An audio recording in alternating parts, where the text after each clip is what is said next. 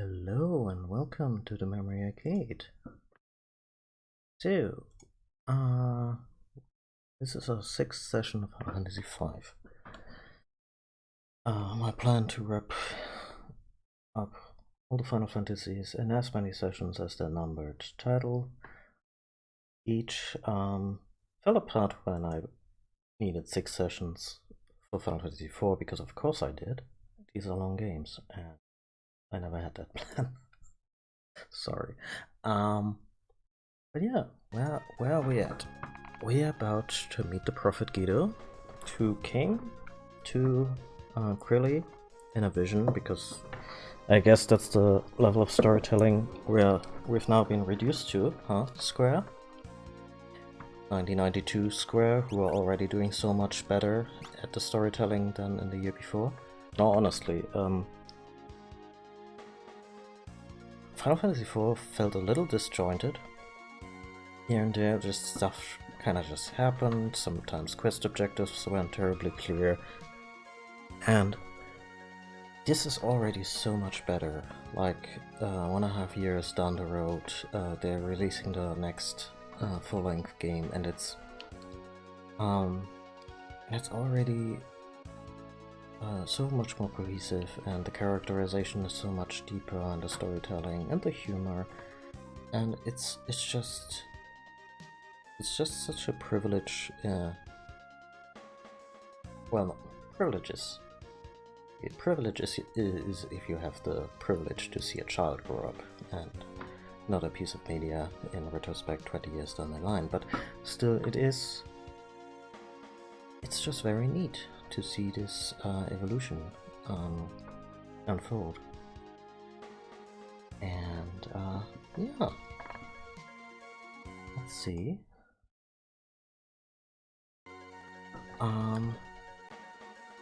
Let's see where we're at. I did more job grinding because I always do between games. And I'm now at the point where they're all freelancing. And let me show you what they have all mastered. So Gandalf has been a monk since the beginning of the game, and his second main thing was being a summoner, because summoning is very magic intensive, and I didn't want to put that on Lana, our main healer. Of course, everyone had to do the Blue Mage exam because their leader was oddly obsessed with blue magic. I still think it's really good, of course, as the game goes on, and there are, I guess, more hard-hitting options, but the versatility of blue magic is still incredible. So anyway, Gandalf, the monk, he's a summoner. He also mastered a white mage because he's probably the most qualified to be, or the most to be the replacement healer. I also had a master ranger. That'll be, although that's kind of in the future, that'll be interesting once we get the mime class. Also had a master chemist because at some point I was just other characters had to master important shit, so I thought, yeah, sure, let's throw chemist in there, why not? And the bard, yeah, because I wanted Gandalf to be a monk, primarily, with a set of weird hobbies, like summoning and singing. I thought about dancing, but apparently all the dancing abilities are kinda bunk, so ugh. Same with the Geomancer. So Gandalf is our monk with strange hobbies. Now, Bard started out as a thief, and very naturally progressed into ninja. Also blue mage, also white mage because it's useful. Ranger because I might do something with the ranger's final ability. Also monk, in fact all have mastered monk by now because the health boost that you get for freelancing from the monk is really good. Like, this is, if you want maximum HP in this game for all your characters, they should all master monk. It's long, but monk is also always useful, so I could imagine running this game again and having the entire party be monks for the early part of the game, just to get there faster, because it's not just the HP boost, but also the ability to attack without weapons and still be really powerful, and also the counter ability. Whenever any of my characters, be they monks or freelancers, if they get hit, they have a 50% chance of just whacking the hell back. Also had a master chemist because Bats is actually the one character where I thought, oh yeah, the chemist would be really neat. Because of the increased usefulness of high potions, which in the hands of a chemist heal 1000 HP, not just 500. This will not be terribly useful in the end game, but right now in the mid game, and with the benefit of a fast forward leveling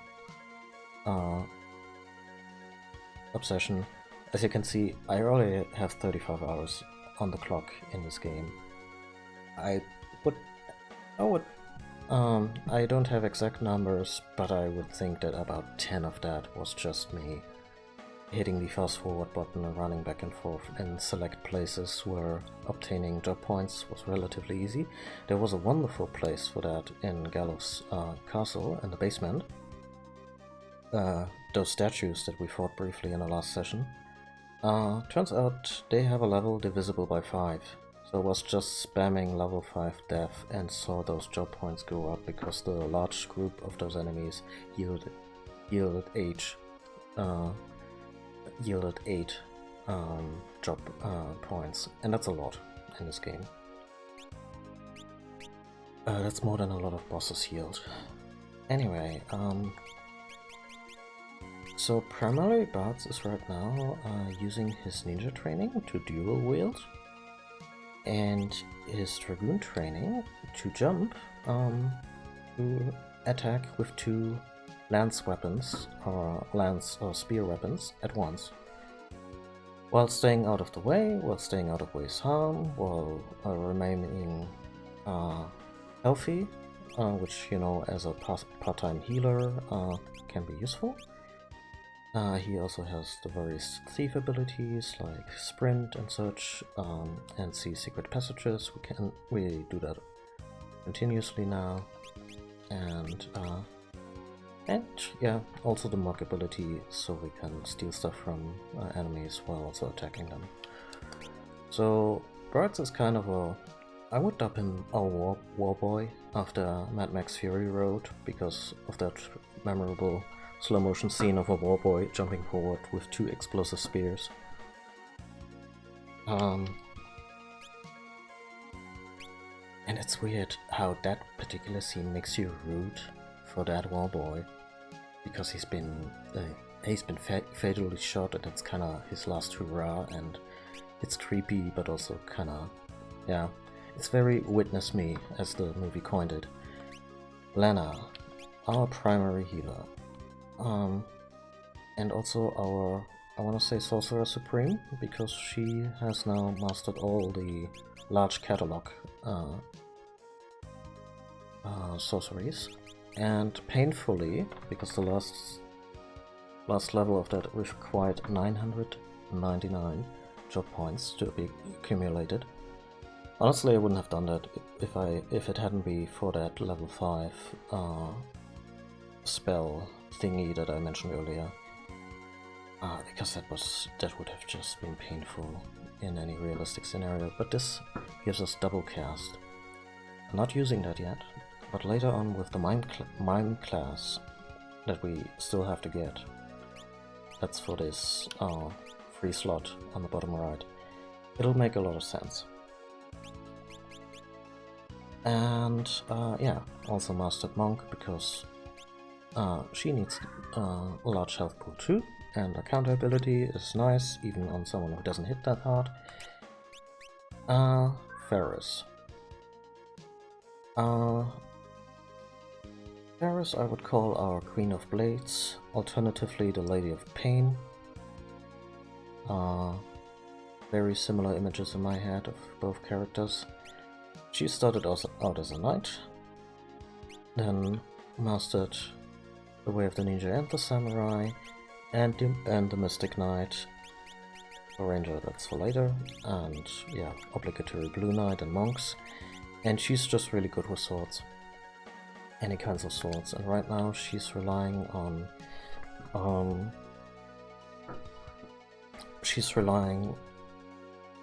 broadswords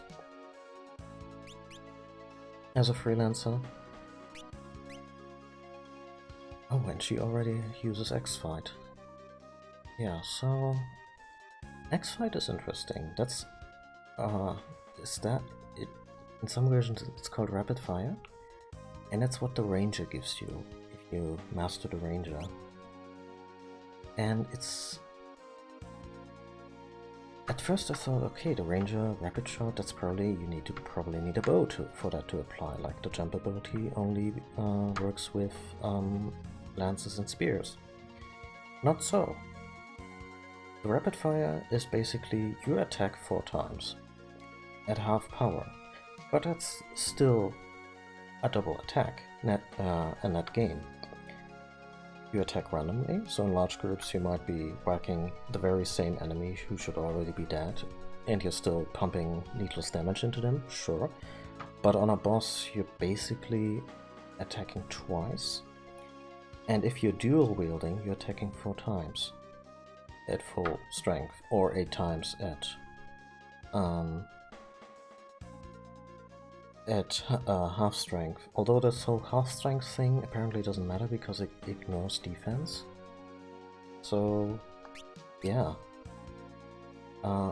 that's why I call her the Lady of Pain. She just dishes it out. She can enchant her weapons, she can also just use the slash ability, which has a chance of just straight up killing any normal enemies in the field. I could also give her Gale Thrust, but then I might as well quit the game or put it in autopilot or whatnot, because Gale Thrust is weirdly overpowered, and I used it on one boss who was just giving me shit, the plant boss in the last session, but I'd rather not keep using it. Anyway, we are here to meet a sage.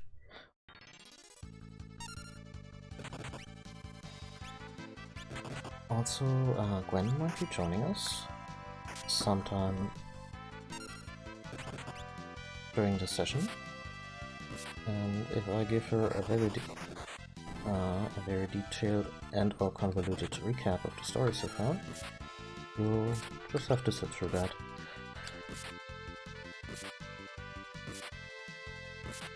But yeah, look at her, she just doesn't stop attacking anymore, it's glorious.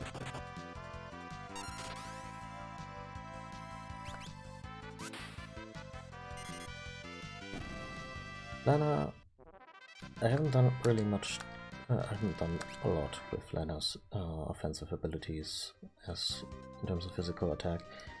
Like, I could run her as a frontline monk now too, but since she's the main healer, I'm actually comfortable with keeping her in the back row. She still has the whip, and the whip has still the paralyze feature, so useful. So this is it. Yep, Sage Guido's place. Let's find him. Wait.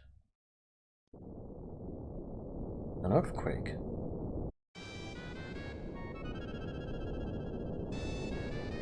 The island is breaking apart. We gotta get back to the Winddrake.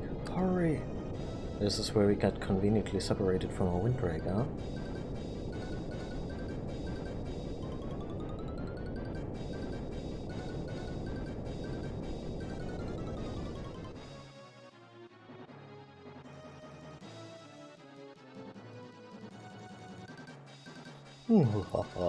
Witness what befalls those who stand against me. Exdev, no offense, but I'm pretty sure they're not dead.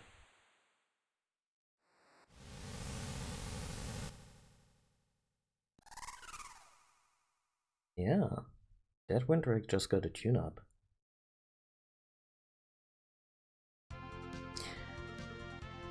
Okay.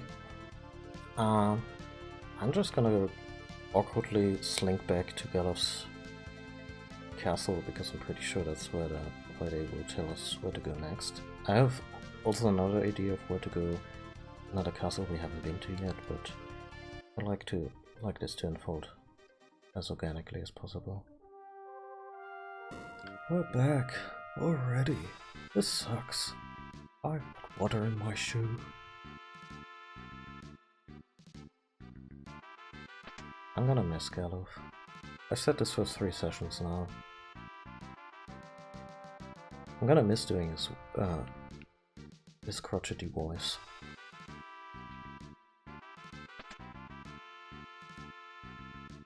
Peter's calling. Okay, no plot development here.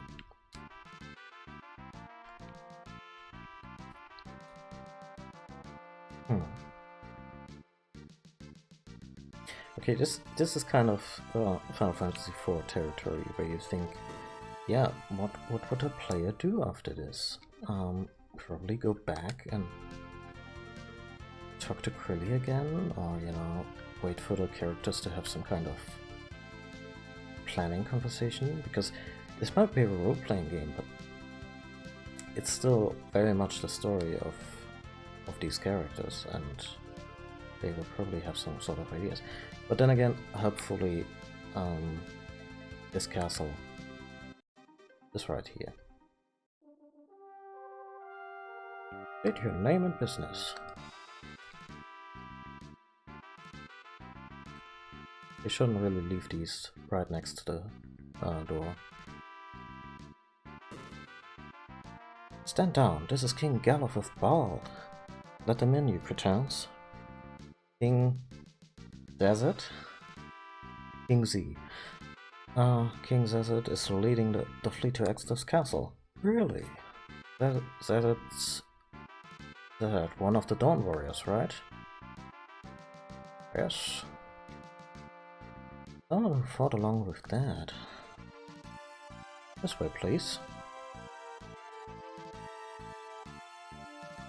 Please take anything within the castle that might help you. Thank you. We get a looting permit for a castle again. Those are the best. I can't. Do you want to come in my lap? Yeah? Come sit. Come sit and please don't be too adventurous. I know it's a hard ask from a cat. Oh, I have to.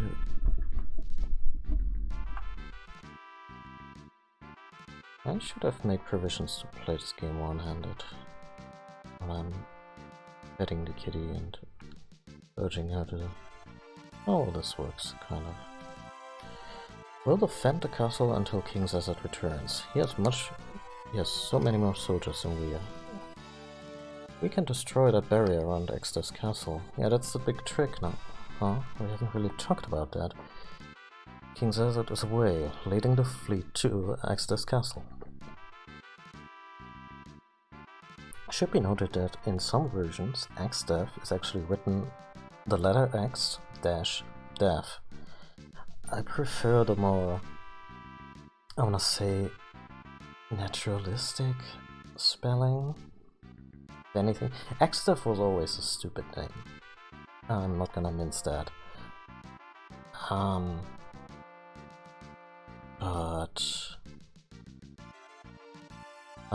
Yeah. I'm glad it was somewhat normalized, that you can actually perceive it as a word and not a strange construct. Although it is interesting in the sense of, in a way, how to suss out what that name is supposed to mean. Because the X, the letter X as a prefix in Final Fantasy, like X potion,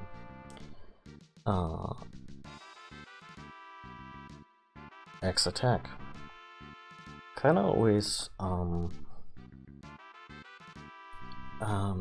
yeah, kinda always signifies the ultimate version of something.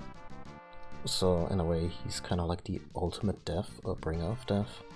And that's it's obviously evocative, and it probably scans a lot cooler if you're Japanese. very few Japanese in the early 90s. Because that's just how foreign languages are perceived in Japan, and I'm not trying to make any kind of value judgment here. It's supposed to be kind of hip and cool, and for me, as someone who originated much closer to where the English language actually comes from, both in terms of my own native language and physically, it may seem goofy, but yeah, I can see that there's a certain exotic allure to it, and anyway, I'm done shitting on Exdev's name. You should be able to land your dragon on the king's ship. Oh, that's actually useful information. I'm glad that still registered with me while I was A, petting the cat, and B, analyzing the name of the villain. Not sure if you can hear her purring at all. Sometimes her purr really registers on the mic, sometimes it doesn't. Anyway, she's a good cat, often up to no good. And no, we're not gonna bump our head into the microphone, please don't. And we're not gonna... Now she's sitting down on my makeshift mousepad. And right now that's okay, even though her tail keeps hitting the microphone stand. Oh kitty, it's 16 a gil a night. Not right now, thank you. Oh, I should have. Okay, we have that, right? Oh, new lance, new sword, new katanas. Keep that in mind.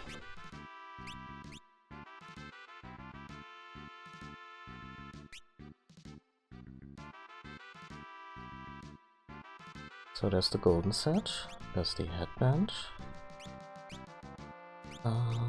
Oh, this is pretty much in line with what we already had, but those weapons are gonna be lit.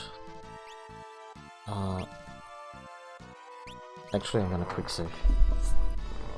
Actually, no, I'm not gonna quick save. I'm just gonna buy all this junk because after this leveling session that I mentioned, we have money. It's kind of ridiculous. I could be using the guild horse for every standard battle in this game, and I might not run out. Sure, give me 2. No need for access. Yeah, double great swords. Welcome back, McDonkeydonk. The best Final Fantasy. Probably 9. I've yet to play 9 on stream. I wanna do that sometime. But yeah, it's a toss-up between 9, 6, and probably still 7. I think in terms of holding up, 7 might actually be the lesser one, in the sense that it was very important to me back in the day, because we were really into the story and Sephiroth and whatnot, and that's kind of diminished as I got older, but I played 7 somewhat recently and it's still really good. 6 is of course just such a beautiful story, wrapped in so beautiful graphics and music, and 9 is just... I think 9 has that... I think 9 has just aged really well, in the sense that it's a story about friendships and these strange oddball characters, and for some reason that managed to age much better for me than 7, which was more this angsty plot that resonated more with me as a teenager, and whereas 9 kind of became this evergreen. If that makes sense. But yeah, those are my favorites. I'm also I really enjoyed 4. It's not quite up there, but it's good. Same with 5 right now. And 8, I have to play 8 again and see how well it holds up. I think 8 has a bunch of flaws that later manifested more thoroughly in Final Fantasy X, and also to a lesser degree 12 and absolutely in 13. Although I should be fair and say I've never played 13 myself. I just read a lot of reviews, read a lot of in-depth commentary. So yeah. How about you? Oh, this song brings back so many memories. Back then, Zazat used to sing it all the time. Learned the Swift song. Oh. Okay.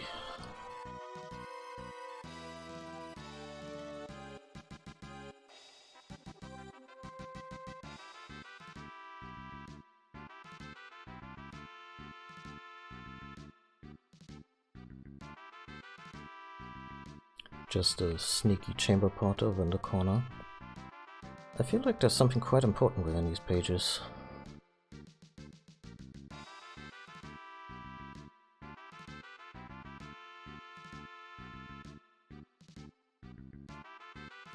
Oh yeah, I will believe that. Not a Final Fantasy per se, but definitely like a, I wanna say step sibling to the family. The Lost Odyssey on Xbox 360. It feels very much like a Final Fantasy game, and it's good. It's also not. It's not as great as a 6 or 9, but it's a really good one. If you've never played it, try checking it out somehow. Because you could slap a few Moogles, Chocobos, and 1 or 2 familiar melodies in there, and it would be a Final Fantasy.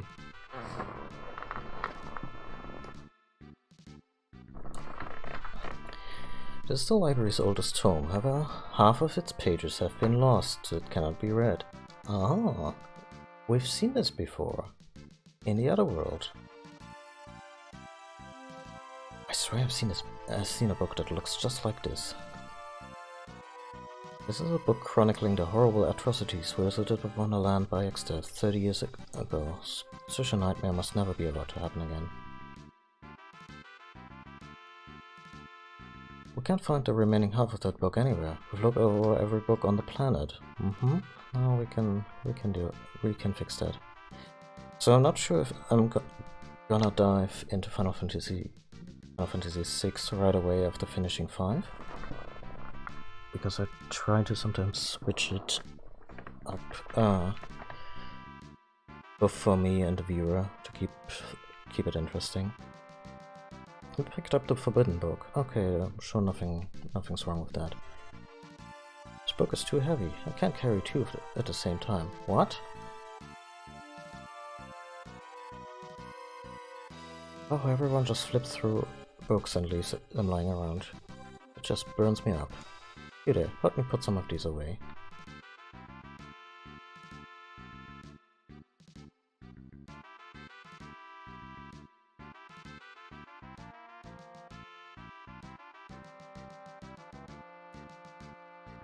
No! God damn it.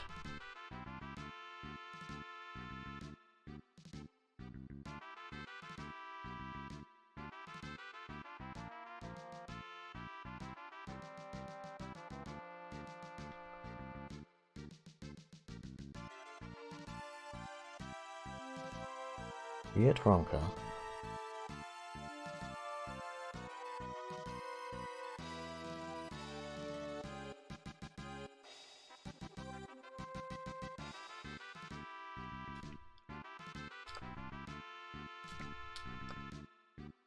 I think I did it wrong.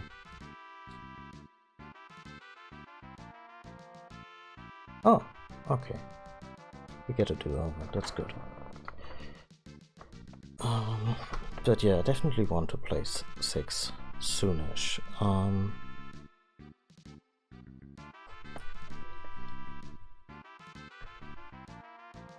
because I think I've probably started playing it over the last few years a bunch of times, and then I get to like maybe the third village, and then I kind of start doing something else, and then I never return to that save. And yeah, that's part of the reason I started streaming, is because I want to revisit these games in a very thorough manner.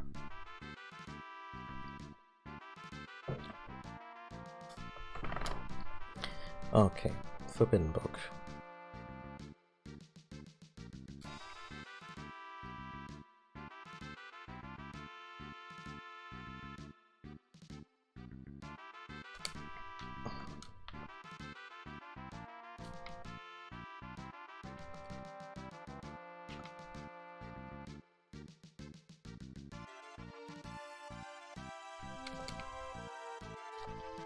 Thank you.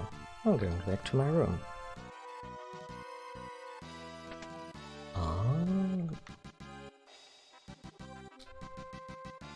Did Galuf just get a come hither look from the elderly librarian? Thank you for your help back there. Oh, now that I think of it, they say there's some strange magic that allows you to levitate, and it's hidden somewhere in the castle. Oh yes, please. Magic Book of Magic Volume 3.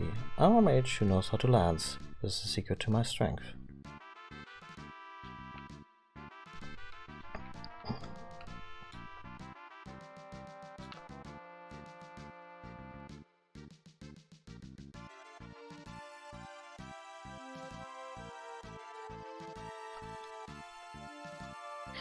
Just got back from the Northern Lake, and wow, you know it's all surrounded by mountains, right?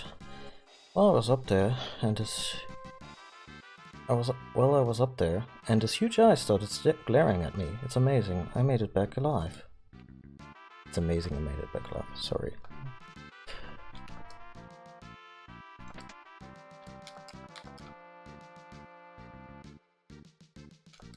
Can I just give them their money back?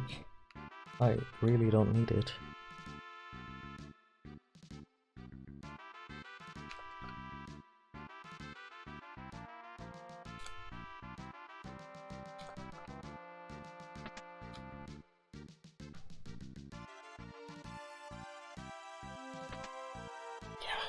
We found float. That's amazing. I mean, maybe float won't be quite as super useful as in Final Fantasy IV, but it's still a good one to have.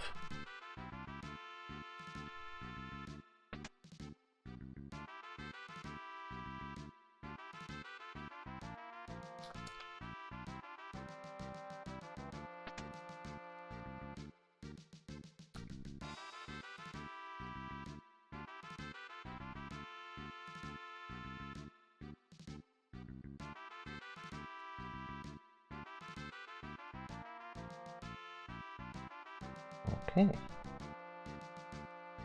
I think that wraps up Surrogate Castle. Maybe? Yeah.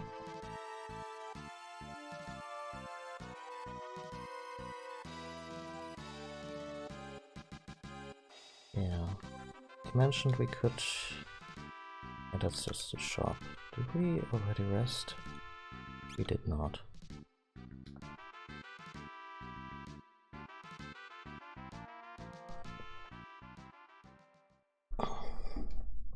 Yeah, Final Fantasy games that are definitely on my list for streaming are, of course, 6. 7 I already did. The remake of 7 eventually, I suppose, if they ever complete it. I kinda really don't wanna just play the first episode and be told, yeah, now wait another year or 2 because we're Square Enix and we take forever to produce stuff.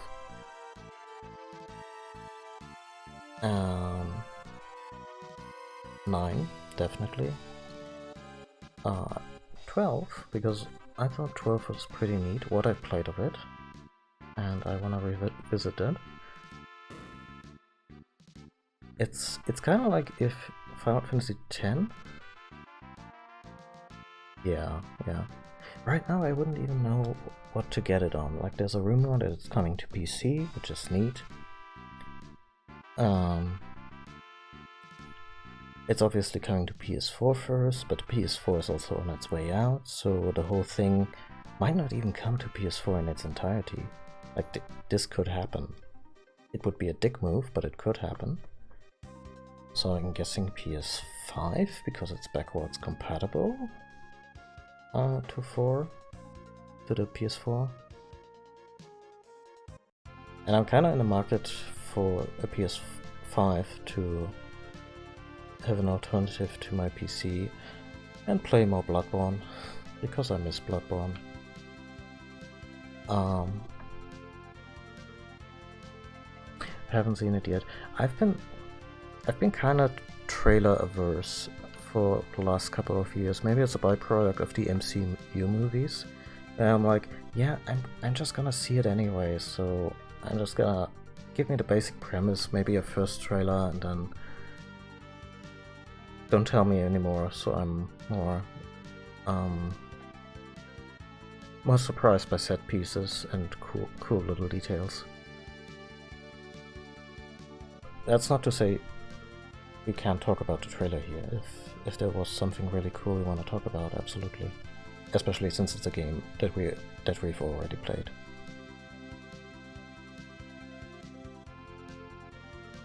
Okay, so they said the fleet was going to confront X-Staff, and we could land on the fleet.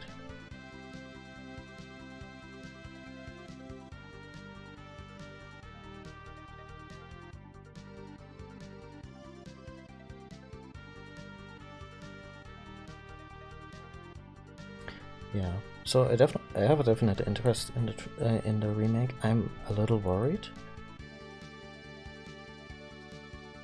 Yeah, 6 deserves a...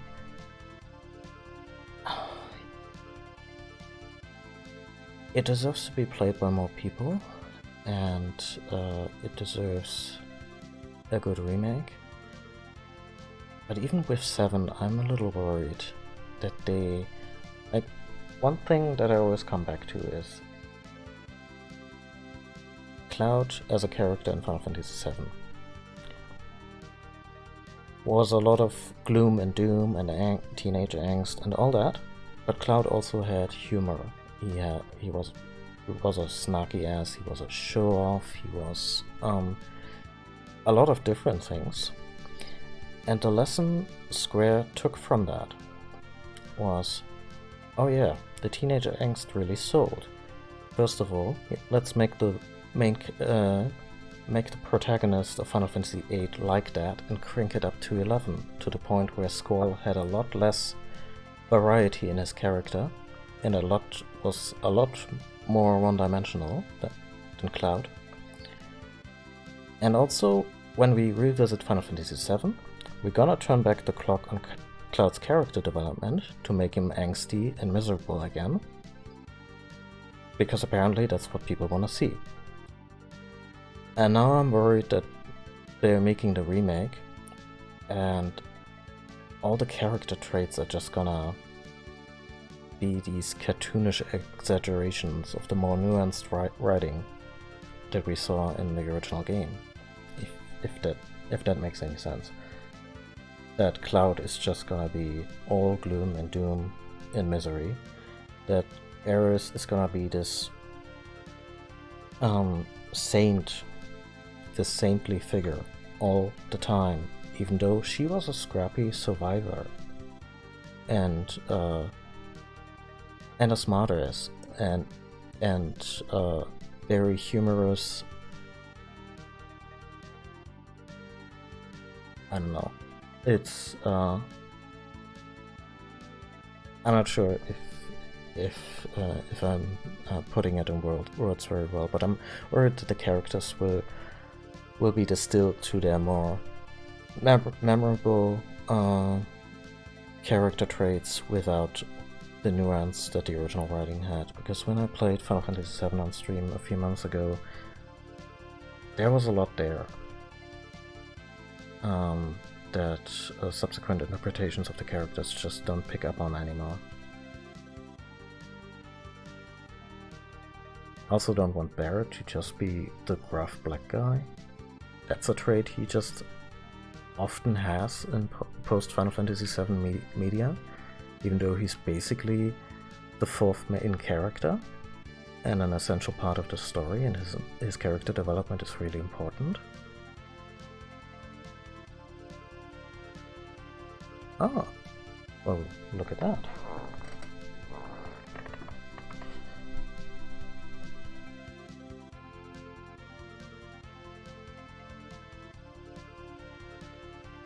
Yeah, that's a thing too. Like, back in the day, when I was... Yeah, I played Final Fantasy VII and 8 and 9 when I was a teenager or in my early 20s. And, you know, as a stereotypical guy, I should have... There's a weird way. But Final Fantasy VIII, with its very focused on romance plot, with its big focus on romance, should have been like oh, that's the one for girls. I don't think like that anymore, but I may have thought like that a long time ago. But I liked it. They told this story so well, and the romance between Squall and Renoa was really touching, and I think that's absolutely great. And I also like that there was this hint of what could have been between Cloud and Aeris, and that there's a lot of regret there that you carry through that game to the second half. But I also think that, and I hope this is still a thing in the remake, to me it was always very clear that Tifa is the one, because she's the one who always picks up after Cloud and takes care of him. Yeah, it's not a very great position to be in a relationship, and I feel for her in that regard, but I hope they don't minimize the fact that Cloud and Tifa have something special. And yeah, the romance in Final Fantasy IX was also really sweet. I like it. It's a very classic tale of the roguish, swashbuckling type and the princess, and how they get together, and how she hits him in the chest after he kind of pretended he was dead for a while at the end. But it's a really good moment, and yeah.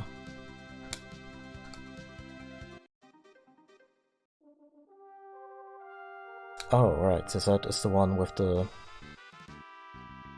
very memorable helmet.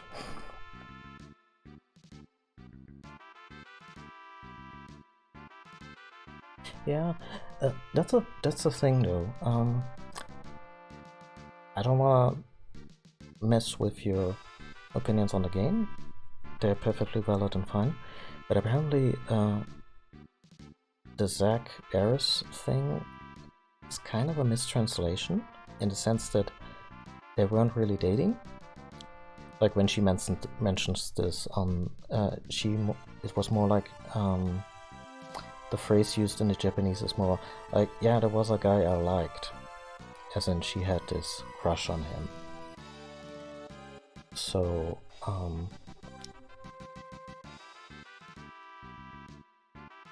but then again, maybe more could have developed if Zack hadn't died.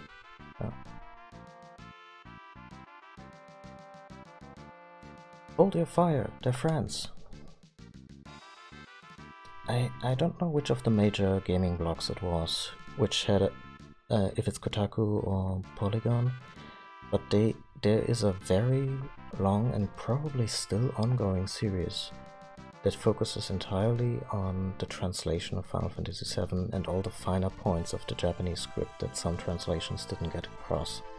And that's where I got that from, that the whole Zack Aeris thing was maybe a little bit exaggerated in the Western release, because they went with someone I like and turned it into, oh yeah, I have a boyfriend, or had one.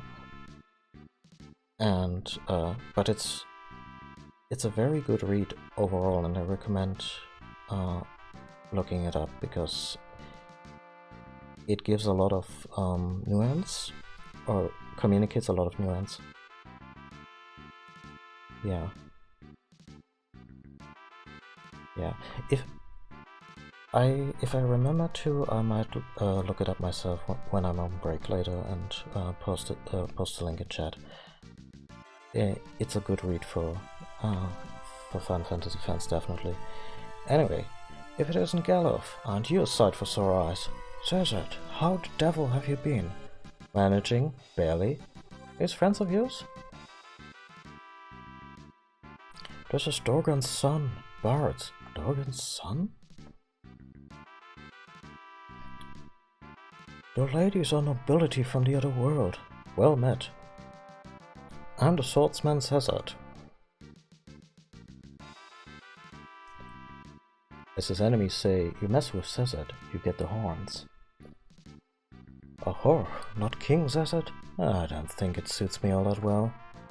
Oh wow, they really just... They saved the world and then they just kinda all became kings, and they're kinda miserable. I like that.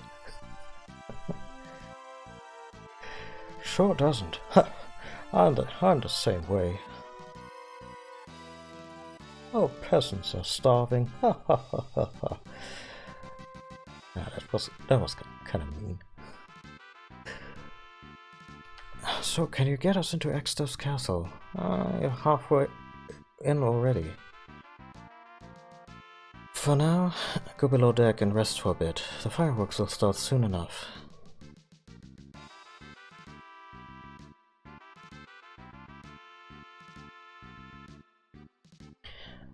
The fleet's just a decoy. Just hope it'll buy us enough time. Once the barrier's done, nothing will stop us from attacking Extev's castle.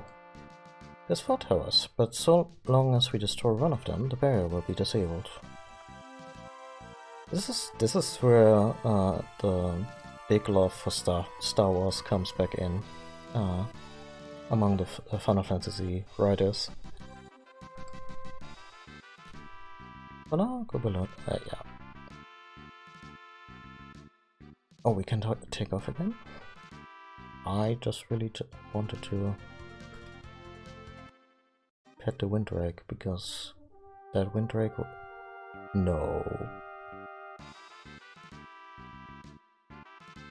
Oh, I thought the cutscene was gonna play out again, and they hadn't caught that trigger.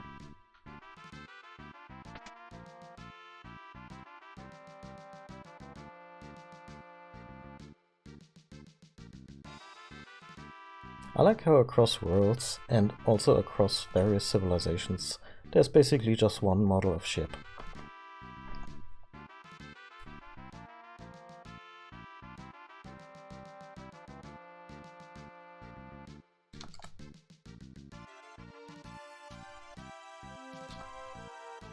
Please use the room to the right.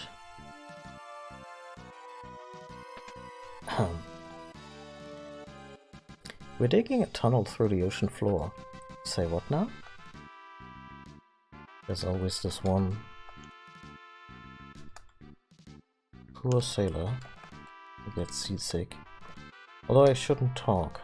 I was born near the coast, thought I would have sea legs, and then on one fateful day I discovered I really didn't.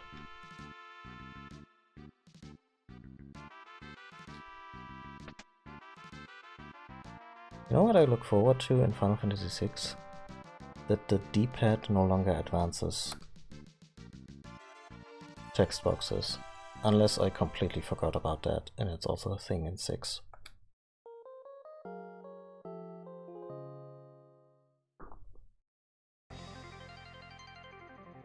Gilgamesh? Monsters, look out, we're under attack! I hope it's Gilgamesh.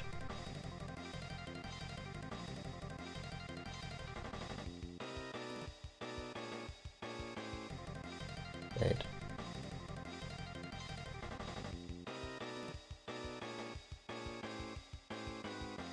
How did I manage to get lost in this small ship?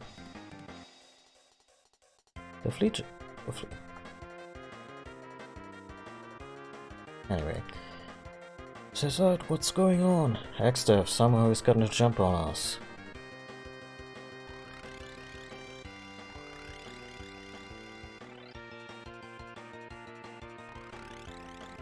It is Gilgamesh.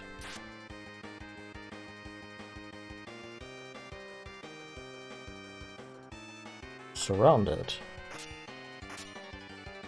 Someone's gonna say just like old times. Leave this trash to me. Don't blow it this time. I think that's my line. Ah. Oh, this looks very adventurous. Really?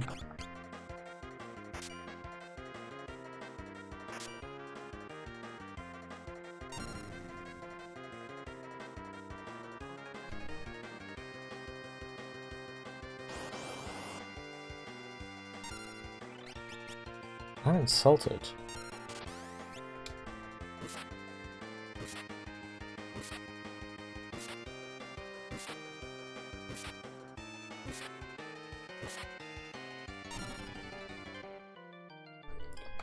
Yeah, I think Lady of Pain is a good nickname for her build.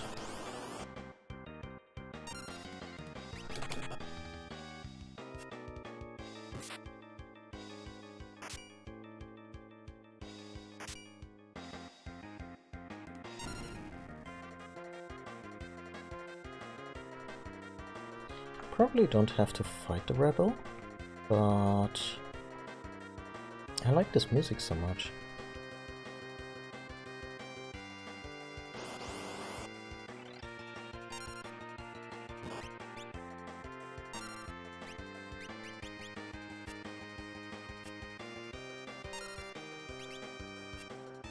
Oh, that's just shameful.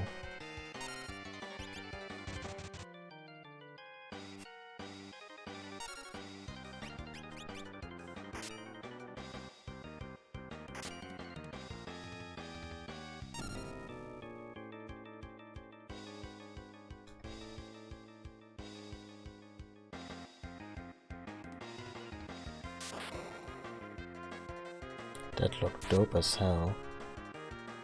Can you imagine this in a 3D sequence? Him just jumping backwards like in a John Woo movie and throwing that lightning bolt?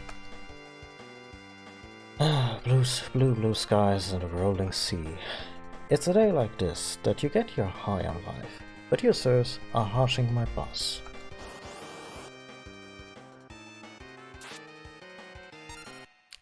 Hi, Gwen. Hi. Moment. Uh-huh.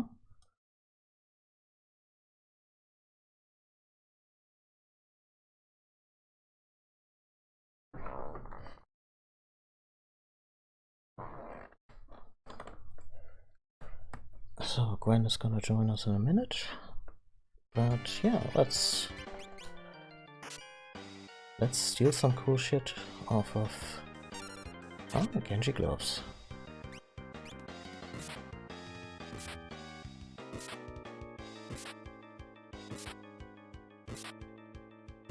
This is me slowly taking a drink while Ferris beats the ever-loving crap out of Gilgamesh. I see you're leisurely as ever. Oh, this is too fast. Too fast.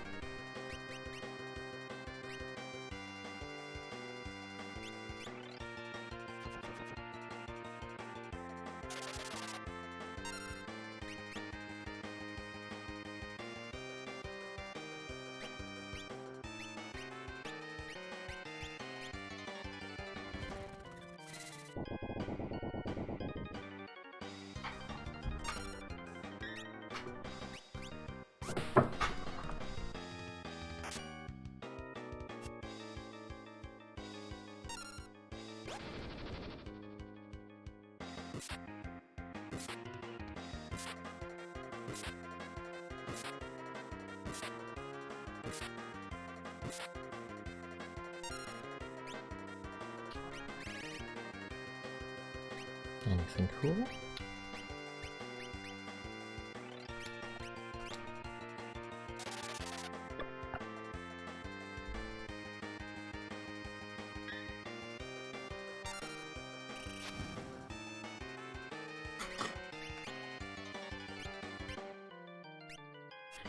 I shouldn't have brought the control ability to a boss fight.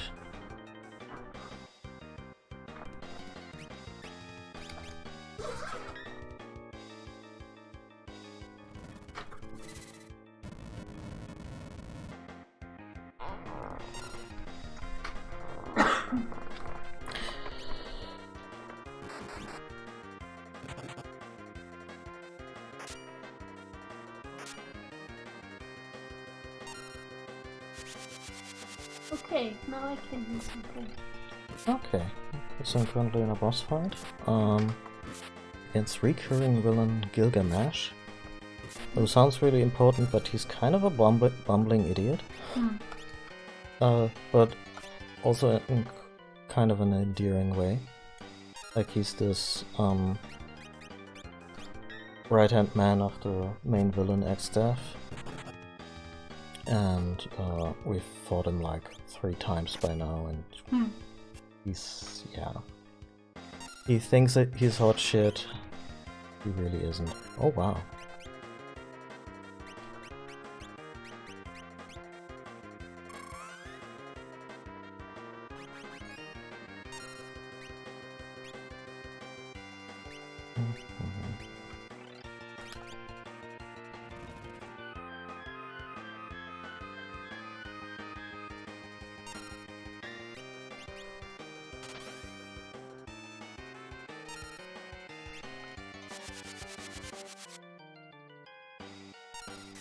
In fact, his support is giving me more grief than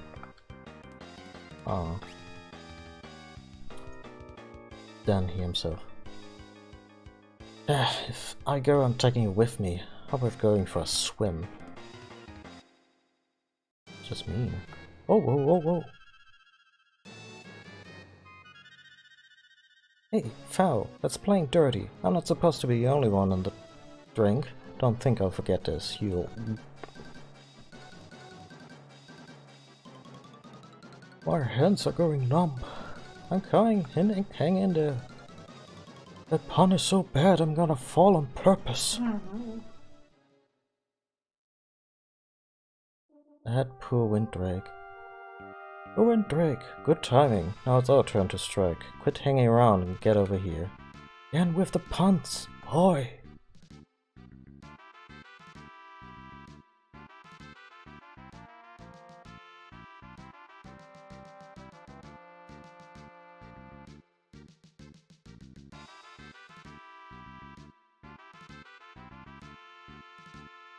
The current situation is that the main villain has a powerful barrier around his castle, and they want to shut that down. And apparently they're doing it with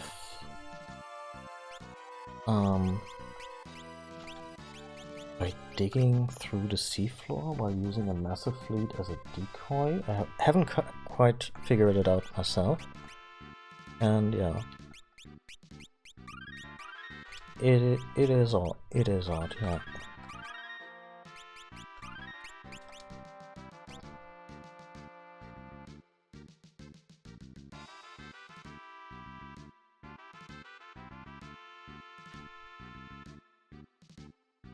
So why did I hear my party? I could have just rested.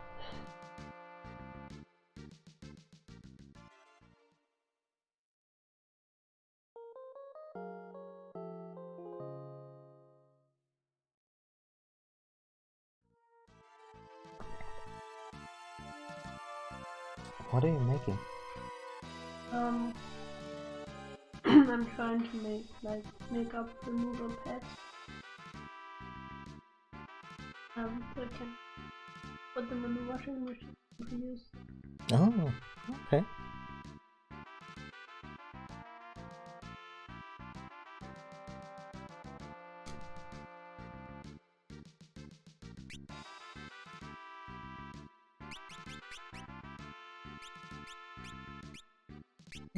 That's also fine. Yeah.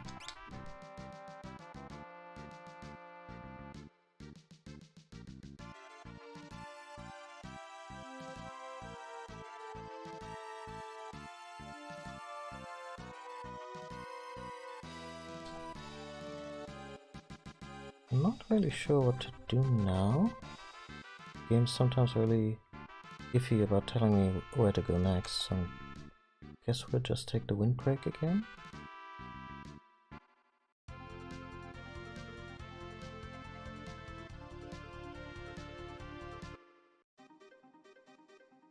Or not.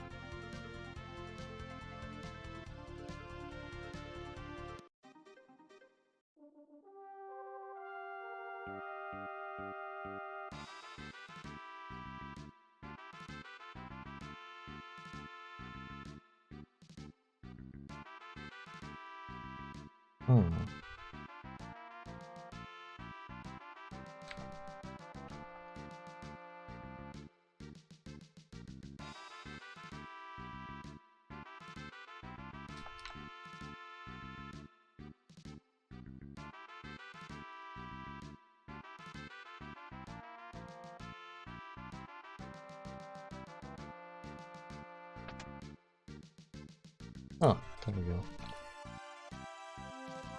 If you're ready, grab the other side of this box, would you?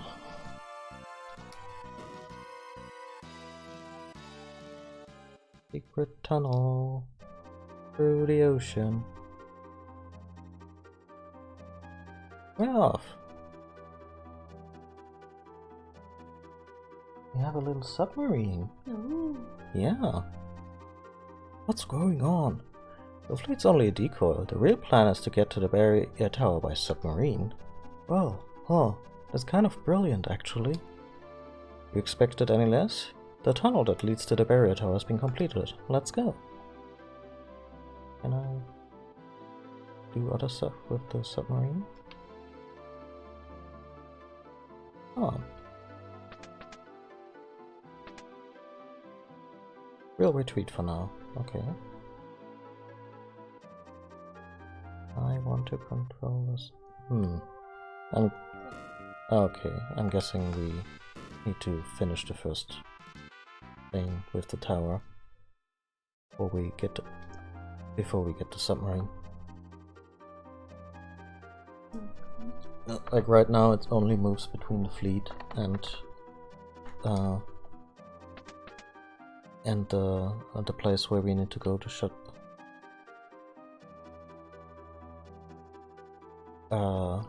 Where we need to go to shut down the barrier, but I know that there's other. Submarine is really cute. But I know there's other places we go with the submarine.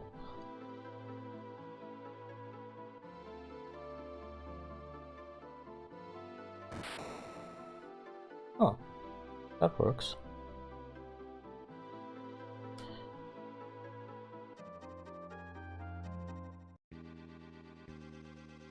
Would you like a quick rundown of the characters? Okay, so it all started with Bartz, who is like a traveling adventurer, who he ran into Lena, who is a princess, and Galuf, who at the time had amnesia, and they initially tried to save the elemental crystals of their world from shattering. And that didn't work. They also later were joined by Ferris, who is a pirate captain, and as we now know, also Lena's long lost sister, because of course one princess fell into the ocean and was lost at sea and grew up with pirates and. Okay. Yeah. And at some point Galuf regained his memory and he was like, oh yeah, by the way, I'm from another world. We were chasing an evil warlock from our world into your world. And then we sealed him away on your world. Awesome. Yeah, great. But this prompted, well, Galuf had 3 other comrades. He was like kind of the first generation of the heroes in that story. And one of those stayed behind in the first world and had a son. And that's Bart, as we now found out. So obviously very unlikely coincidence that they would end up traveling together.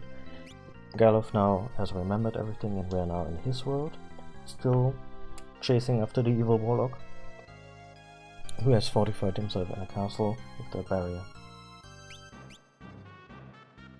Yeah, and this is also one of Galuf's old companions. This is the barrier tower? Indeed. All that's left is to take it out, and the barrier will be destroyed. I'll take care of the generator downstairs. You hit the top floor and find the antenna. Find it and destroy it, I assume. You got it. I'll cut the power, and once that happens, you blow up the antenna. Here, you'll need this. Received Whisperweed. What does this do? With this, we can keep in contact. Alright, let's move. Counting on you. Good luck.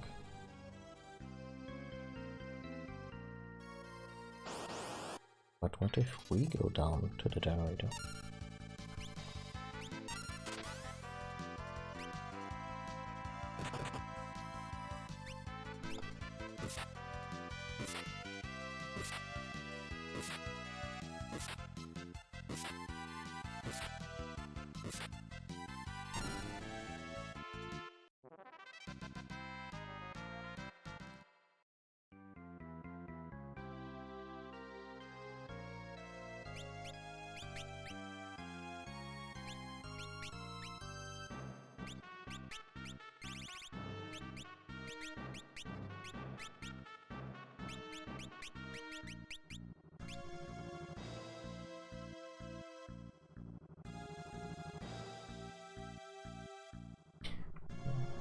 Got a fancy glove of that boss earlier. I want to check real quick what it does. Because the Genji glove is a recurring item, and it always does something special. Oh, it just prevents some status elements. Okay, that's fine.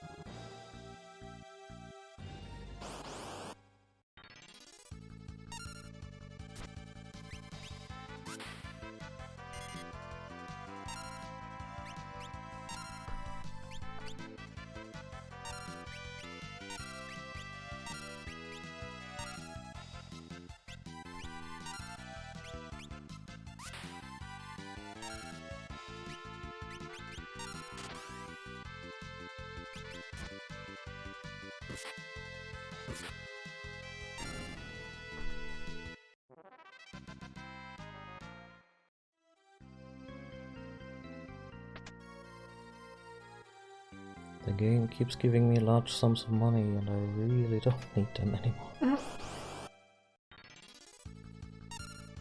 Ooh. You look serious? I should look up if I need anything of these enemies. There's a thing in this game where you can absorb abilities from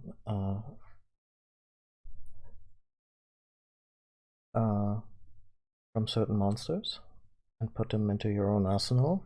Oh. And that's what AI will sometimes try to not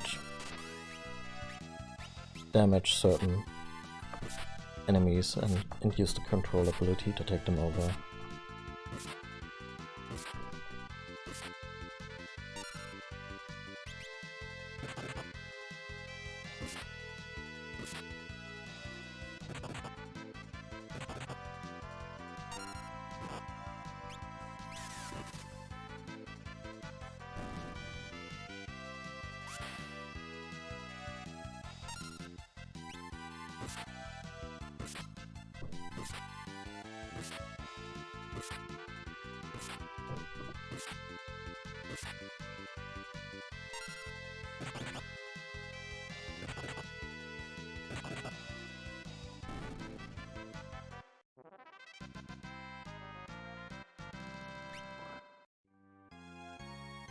obtained Blood Sword. Okay.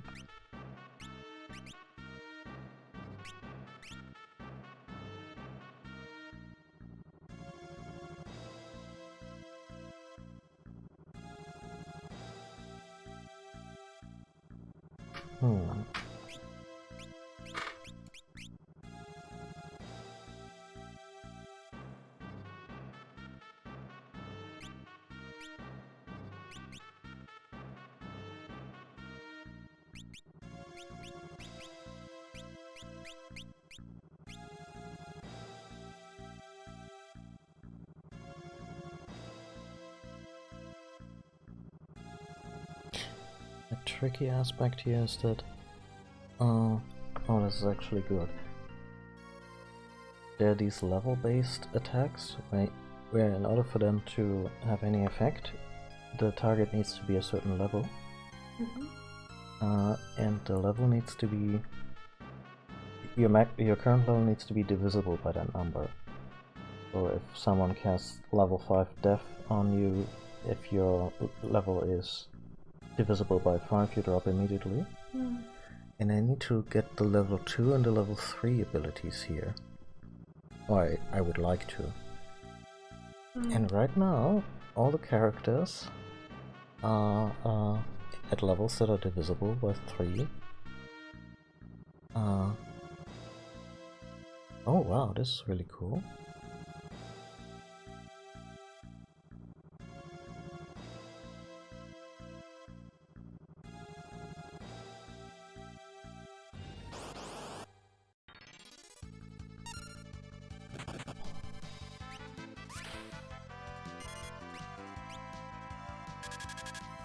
Okay, already learned one.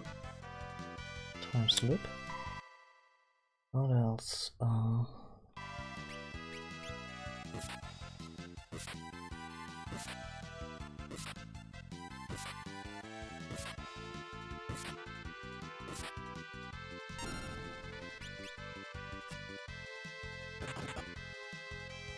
Oh, this is brilliant.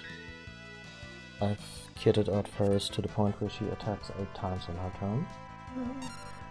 And with this new Blood Sword, I think on every crit that she does, she absorbs the health that she took. So she's basically now a self-healing murder machine.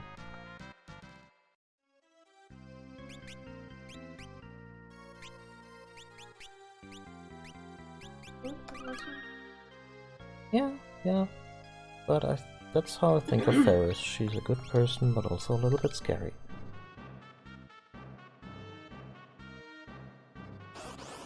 But then again, she ran a crew of pirates, so she had to... She had to stay on top of that bunch. Although her pirates are total sweethearts. They were like, "But we're gonna miss you, Captain." Aww. Yeah. And the first time you travel with her and her crew, you enter the village. Then Ferris is like, "Yeah, okay, so I'm gonna go drinking with my crew now." And when you walk into a weapon shop, she's like, "But don't forget about..." she comes in into the door behind you, "But don't forget about me." And then you still see her in the weapon shop menu if she can equip certain stuff. And then she goes to the pub again. They never elaborate on how bad the hangover was, but I imagine it was a lot.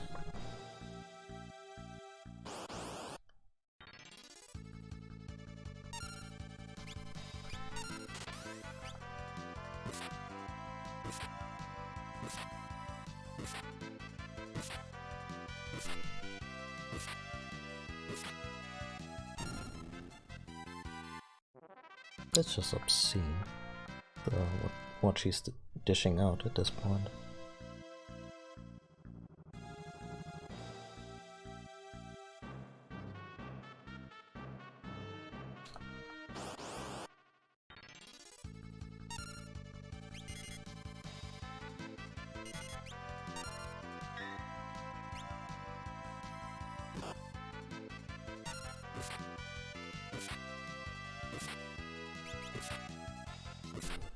really like the enemy design. These little devils who can barely hold on to the huge magnets they're carrying. I think if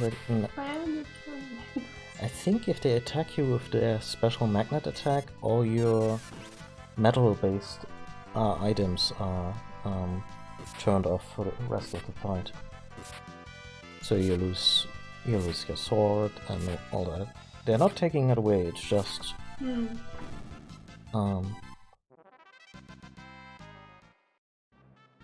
it's just disabled.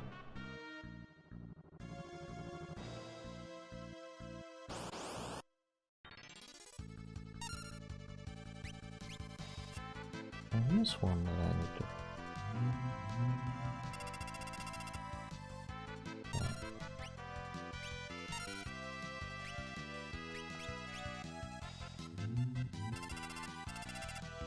That's okay.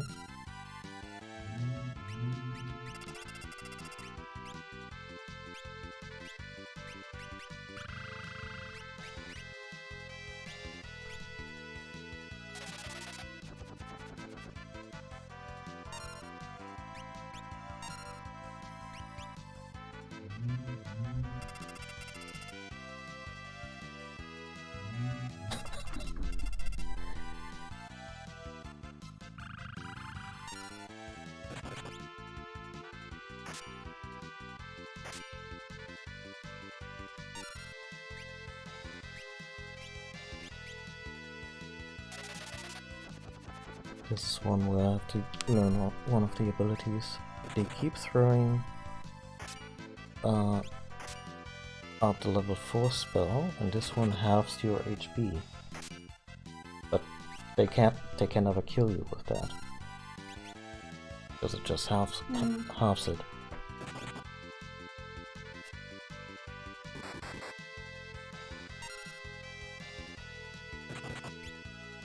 I think I can afford to thin the herd a little bit.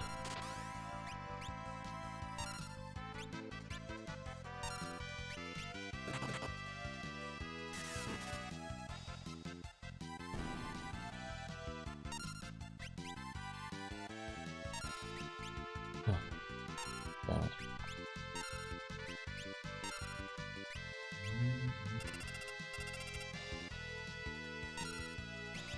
Come on. There we go.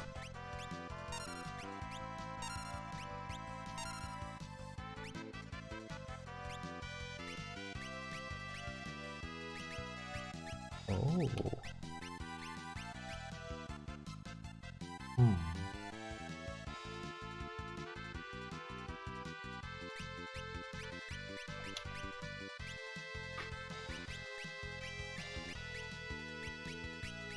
Can't seem to cast it on anyone else.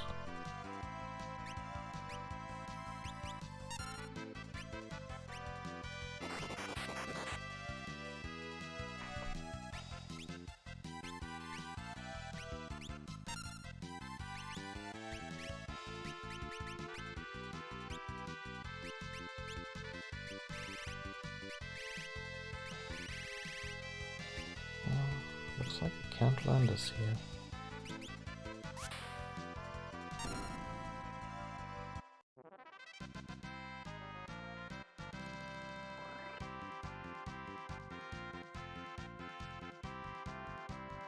Hi, Azamak.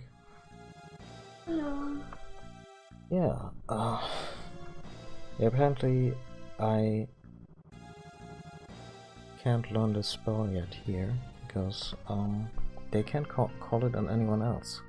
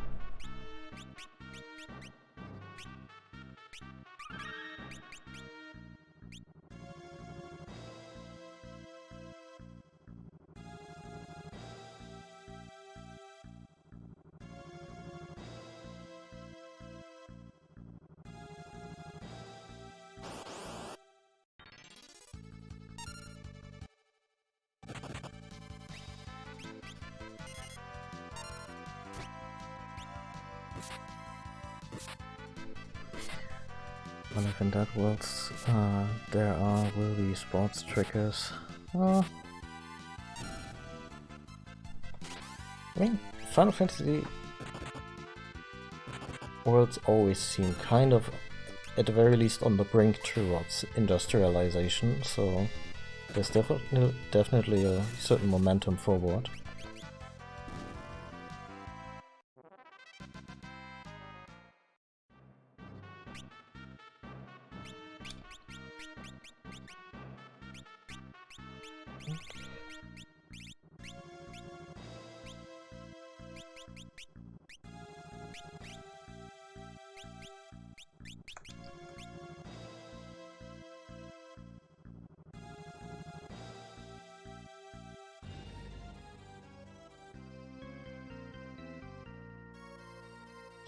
Ah, that's the whisper weed. I was what? Is the door hissing at him? Galv, do you read? Over. What was that? The whisper weed? Says it. Repeat, Galov, do you copy? Over. I hear you loud and clear. Good. I've made it to the generator. Over. I like how Zazat already has tactical speak and everything mastered, and Galov is like, yes, hello?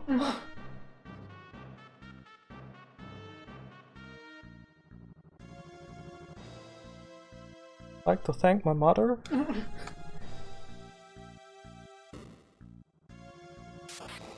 Wow, he's merciless with those lightning strikes. That was really cool.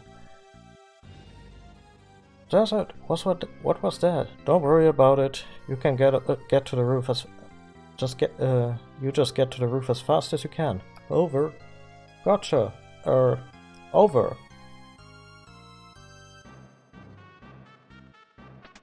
Professionals.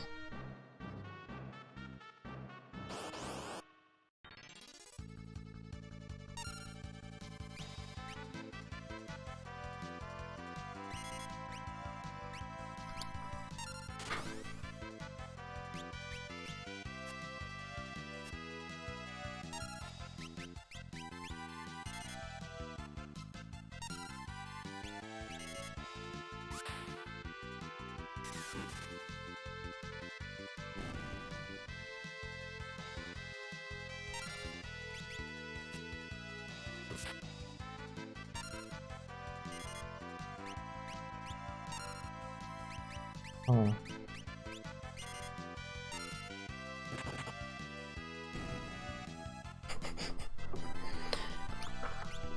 Yeah, that's before Nintendo came in and was like, oh no, those Magnemites, those devil figures, they look way too reminiscent of religion. Can't have that.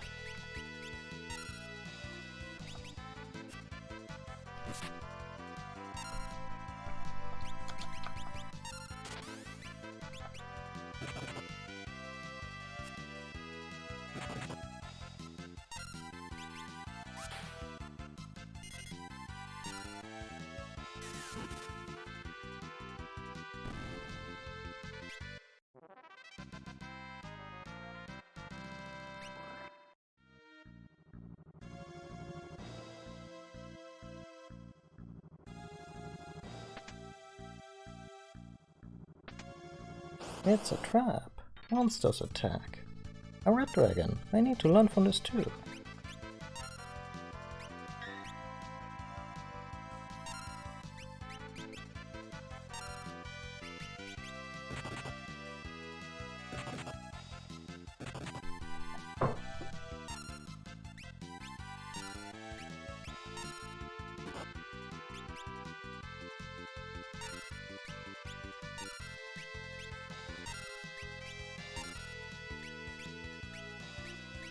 Oh shit. But why? Why?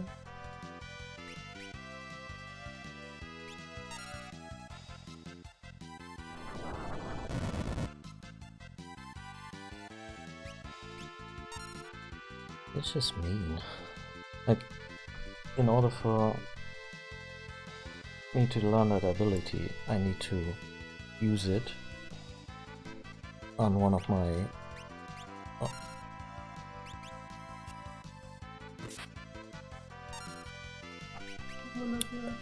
my heroes, and well, so that they basically need to get hit by it once to learn it. And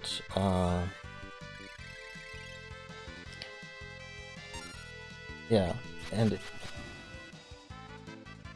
if I basically use it, if I control the enemy, the idea is that then I control the enemy to attack me with that ability.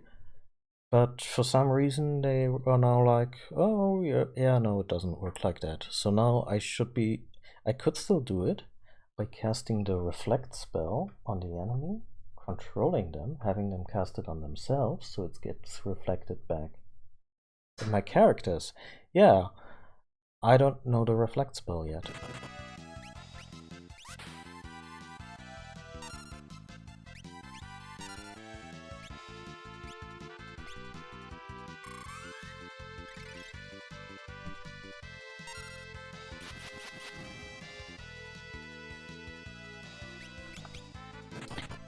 I'll learn it somewhere else.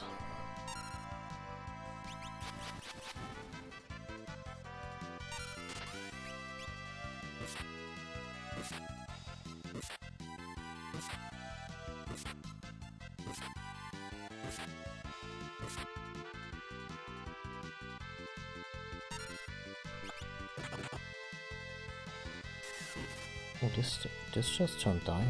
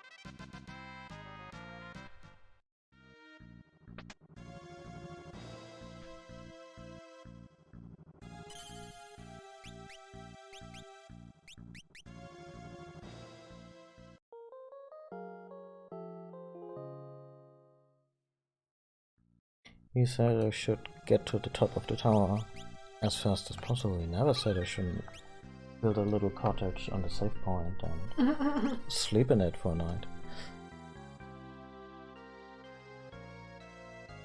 Can we take a long rest? My spells are empty. Oh, it's gonna be a boss, isn't it? There's that. We're reaching the antenna. Roger that. Over.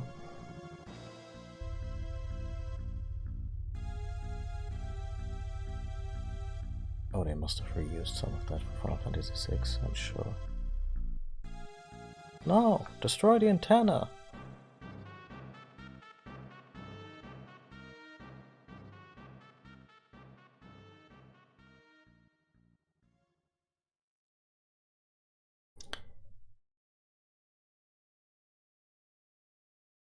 I really don't know in which voice to read that, but I'm just gonna... Anyway, you think it will be that easy? Think again. Now pay with your blood.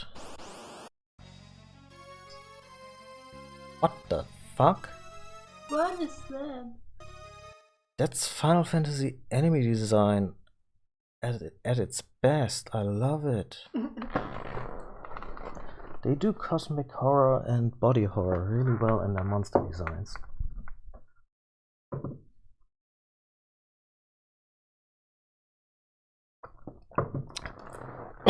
Alternatively, hey look kids, it's just like Gigantamax Gengar. That's basically what Gengar looks like if he Gigantamaxes.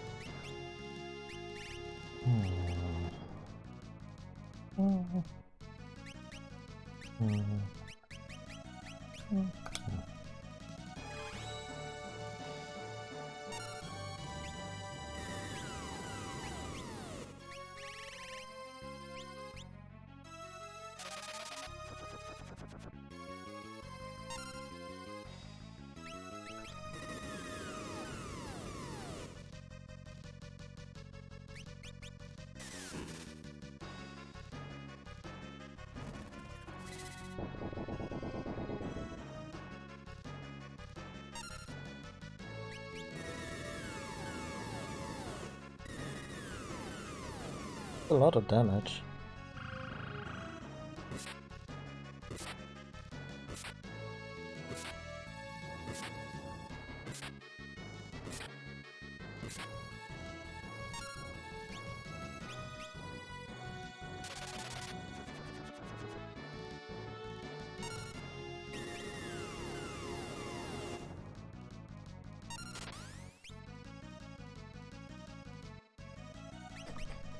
I mean, I can always mock the enemy.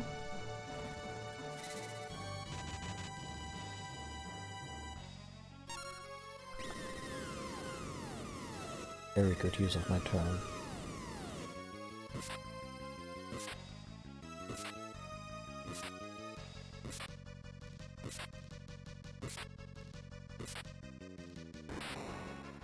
Oh.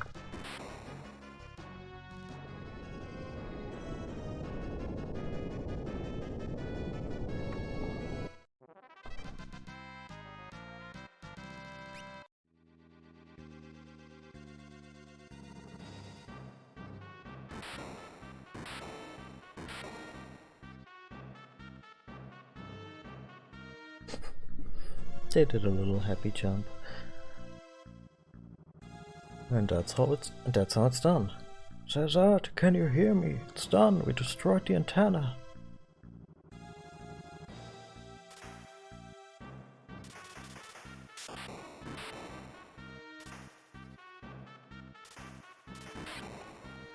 Oh dear. No way out. Golov, things are getting hot down here. You need to hurry and make your escape. The energy feed's gone into a recursive loop. Okay. Only a matter of time before it all blows.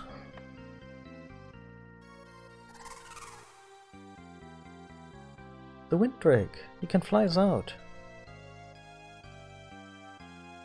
Desert, we're coming to get you. No, don't come down here. Wait for me in the sub, and I'll catch up with you. Just go. Idiot, he's gonna die, but I'm not gonna let him. Galuf, it's too dangerous. I don't care. Lena, you and Ferris go ahead.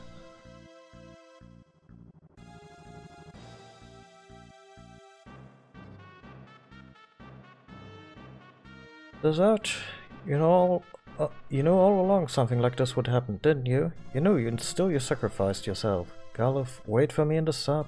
Promise me you'll go. Over and out. Damn it, Desert.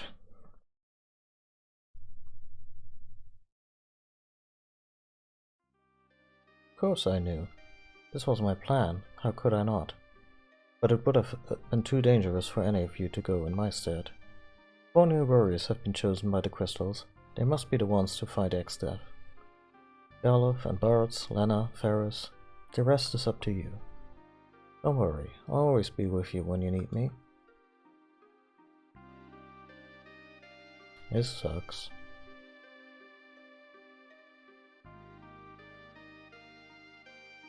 Oh, is he just sacrificing himself? Yeah. Apparently he can't get out. He could throw lightning like Zeus earlier, but apparently that didn't help. Damn it, Desert! Galuf, I'm sorry. Did you just body check him? Damn.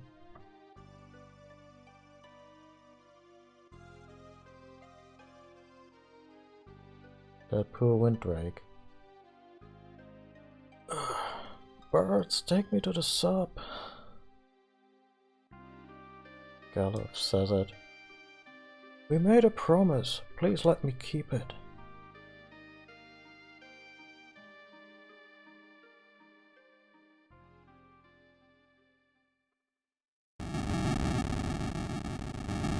Take me to the sub, I have to remove it. Or alternatively, take me to the sub, I'm so hungry.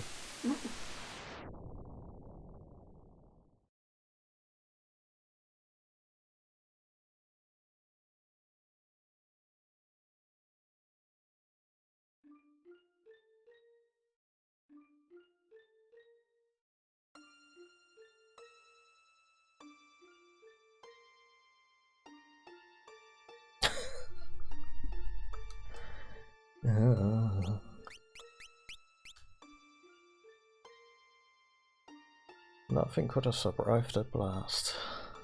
Let me wait just a little bit longer. Just 1 minute more.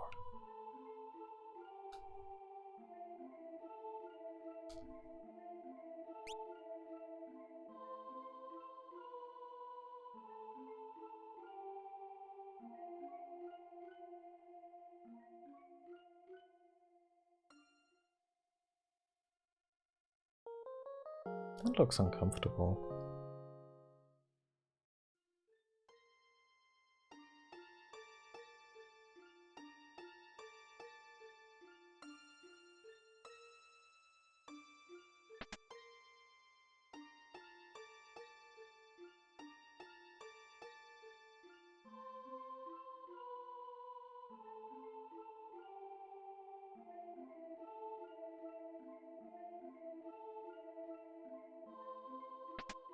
I guess we really wait a minute here. I can't. It's cold outside. Says that you are your ass. Always trying to play the hero, even to the end.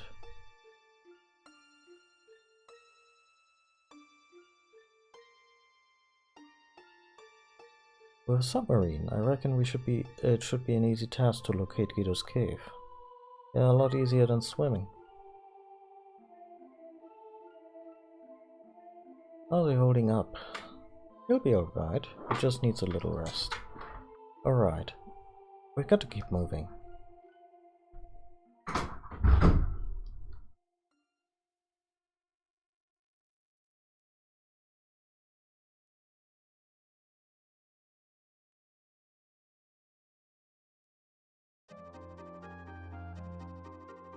Now we have a submarine.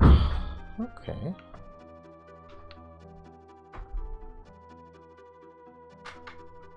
I like what they did with what little they had on the Super Nintendo.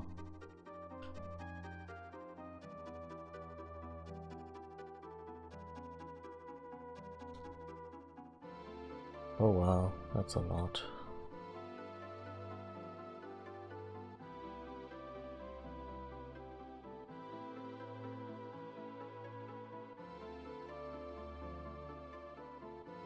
And there's bound to be a few cool secrets down here.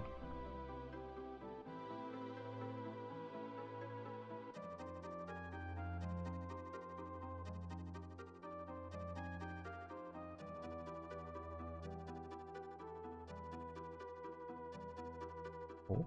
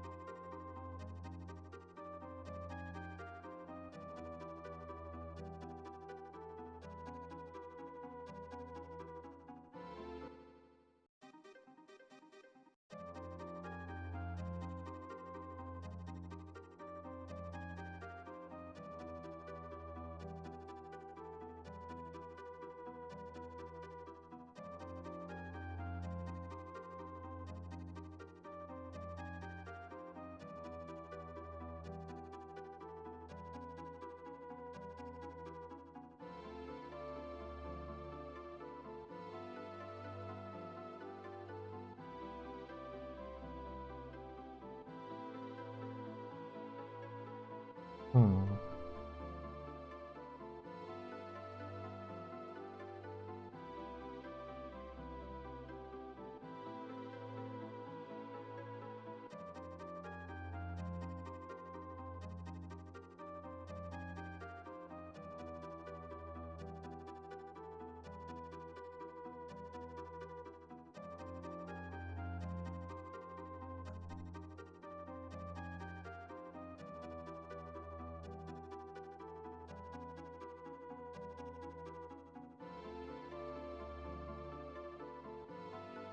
Really nothing beyond the 3 points of interest. A little bare bone.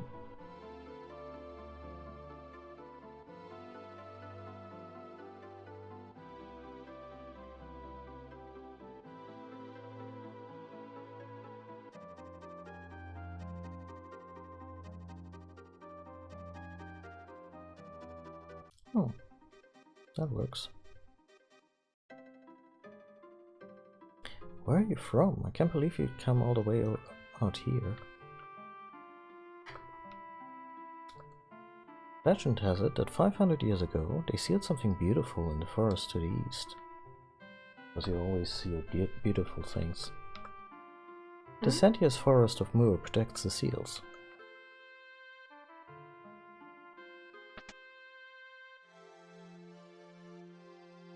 The trees in the forest are alive, they understand human speech and can read minds.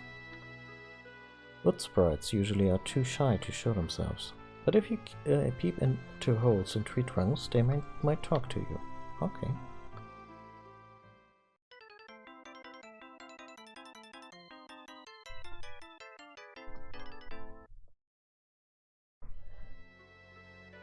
A piano virtuoso indeed. After a bit more practice, anyway. Oh.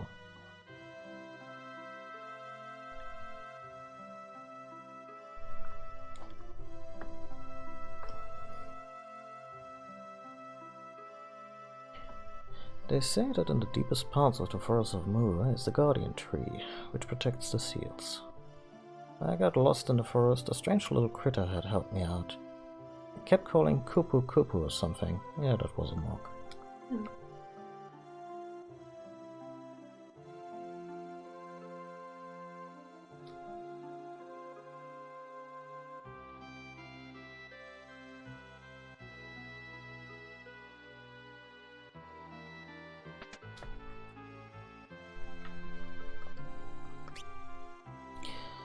Diamond gear. Okay. Diamond and diamond plate. The difference.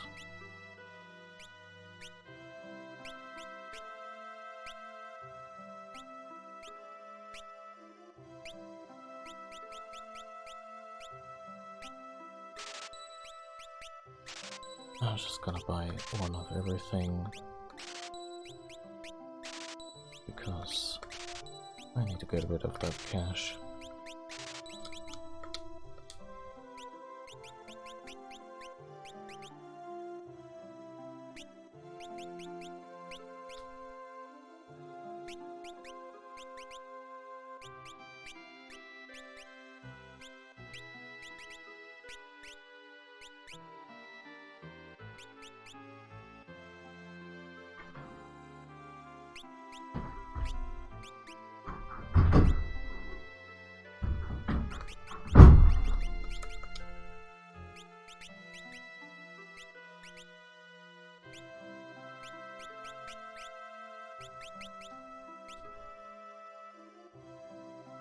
And satisfied.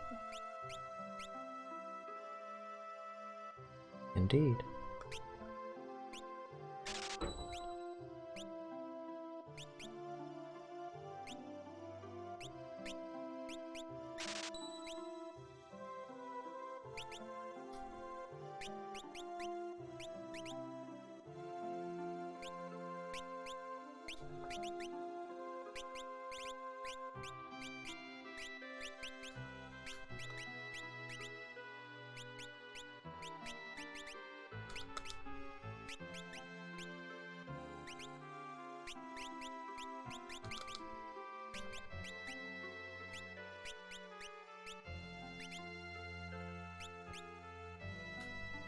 Yeah, I think there's a lot of stuff I can get rid of right now. Don't need these. Probably never need these.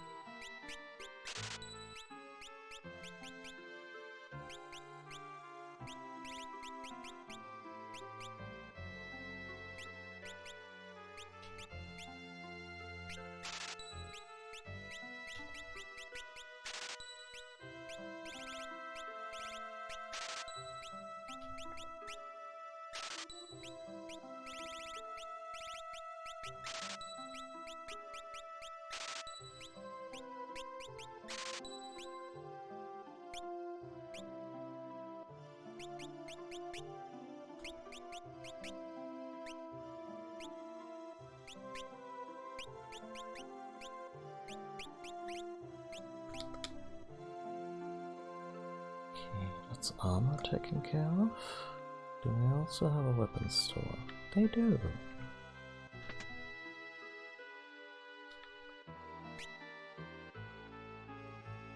Hmm.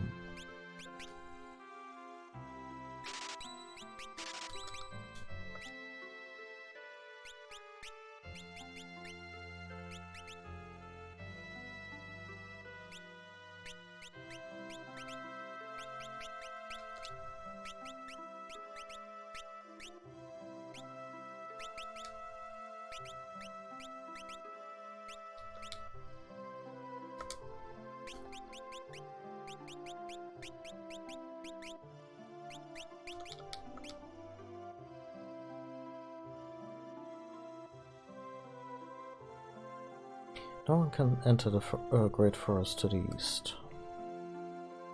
I'm guessing we're gonna enter the Great Forest to the east at some point.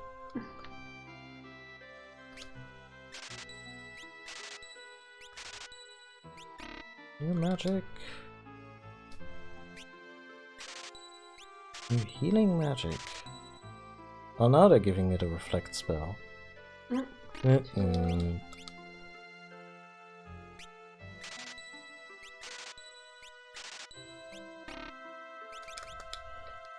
Well,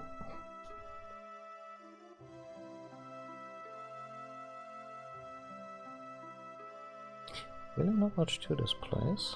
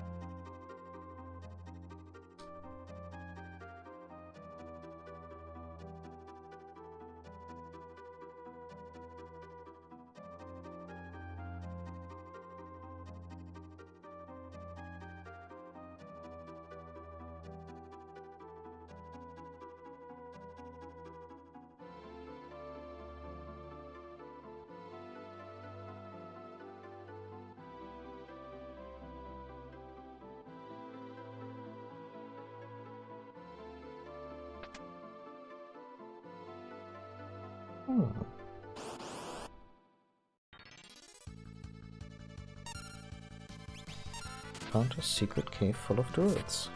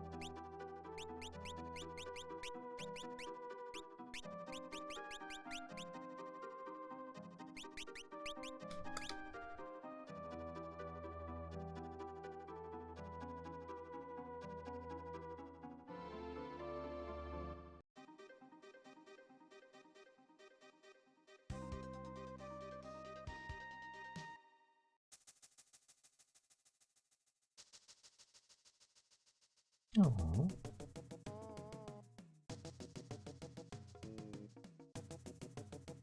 Hooray. Sounds a female. We can't ride her. Okay.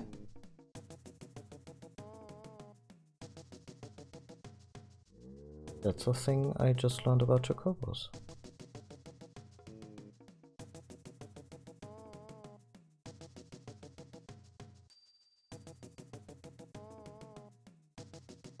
Is there a chocobo breeding side quest in this game? Would be wild and unexpected.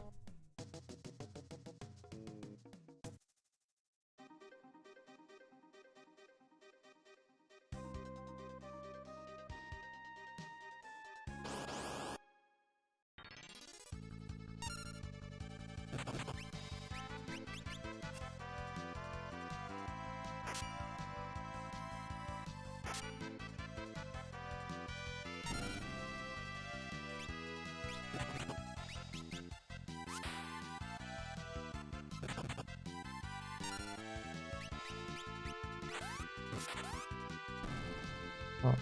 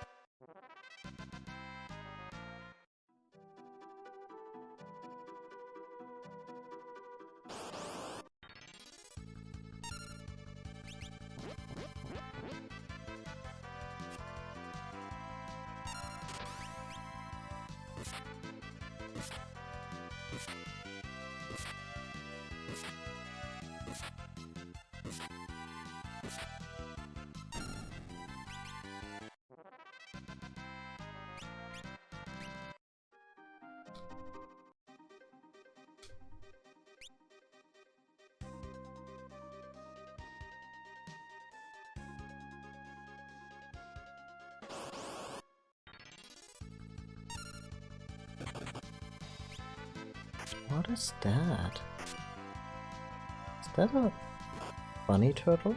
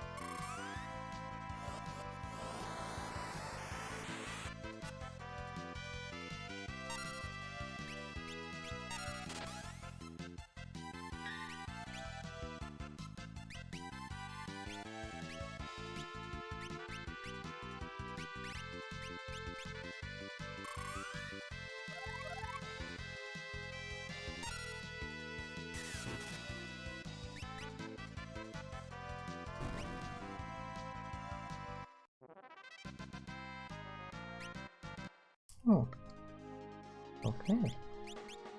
Found a new summon.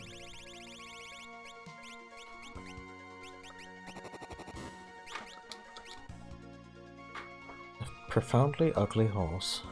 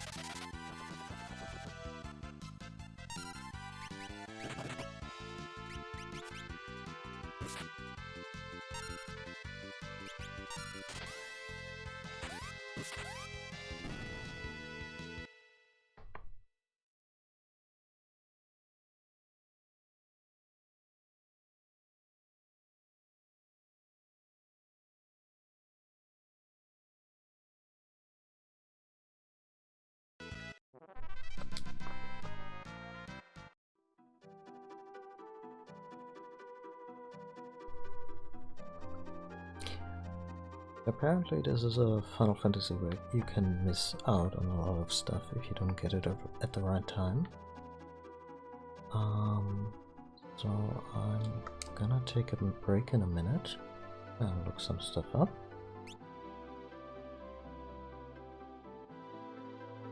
And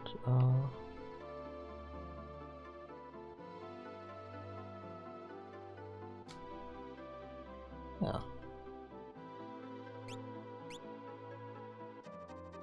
Until then, sit tight, or rather, no, don't sit tight. Get up, stretch, maybe have some water, practice some self-care, and we'll be back in a little while.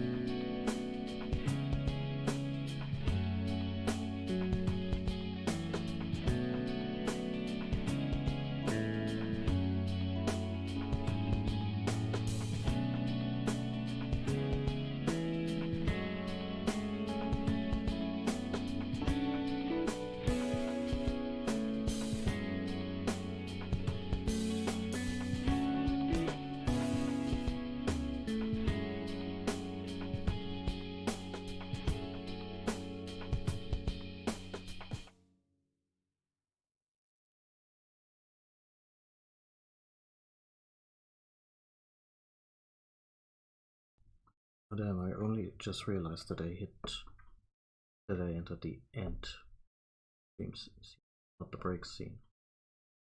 I'm sorry. We're just on break. We're not finishing the stream quite yet.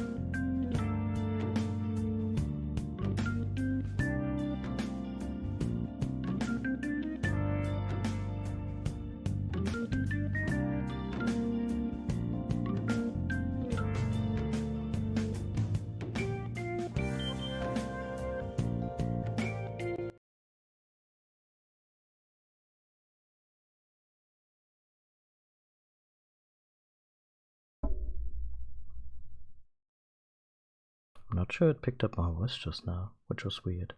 Anyway, we're back. I apologize in advance for some upcoming eating on stream. I'll try not to chew too hard into the microphone, but we're both very hungry and started warming up some stuff. Yeah, that video series is super interesting. It is an in-depth examination of some of the finer points. Yeah, it's an in-depth examination of the Japanese script of Final Fantasy VII, and some of the finer points that just got lost in the original translation. By the way, there is a Final Fantasy VII retranslation for the PC version.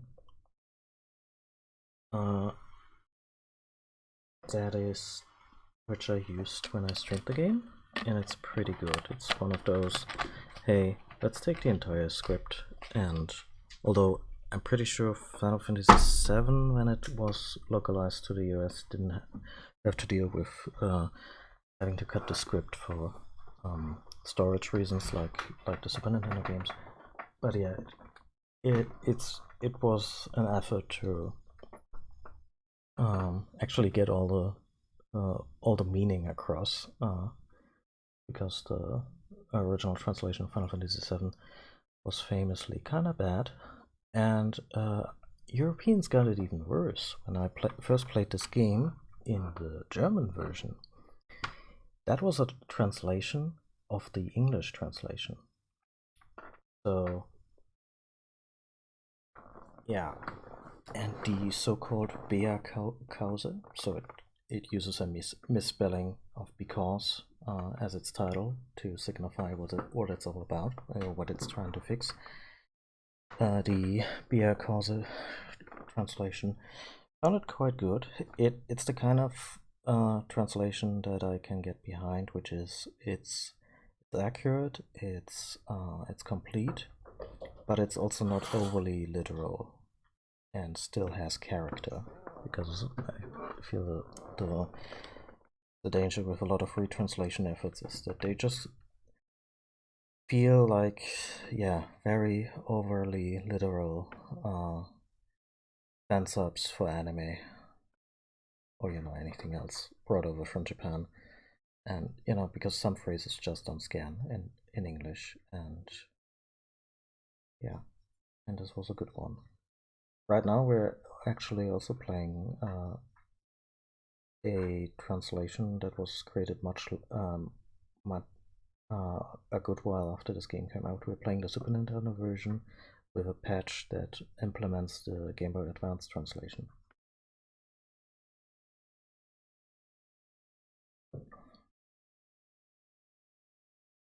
Oh yeah, or everything is going according to what's the Japanese word for plan?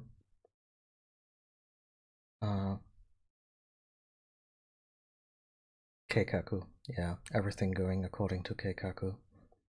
Translator's note, Keikaku means plan. That's something a fan sub of an anime actually did. The line that appeared in English subtitles was everything's going according to Keikaku. Okay.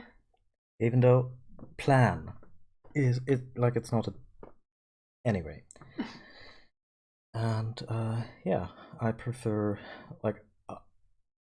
translations that are accurate in their meaning, but are more localizations than translations. That being said, we're playing such a thing right now. I think this one so far had a lot of character and a lot of spirit. I'll also bringing over the entire script. Hello, Succulent Club. Hello.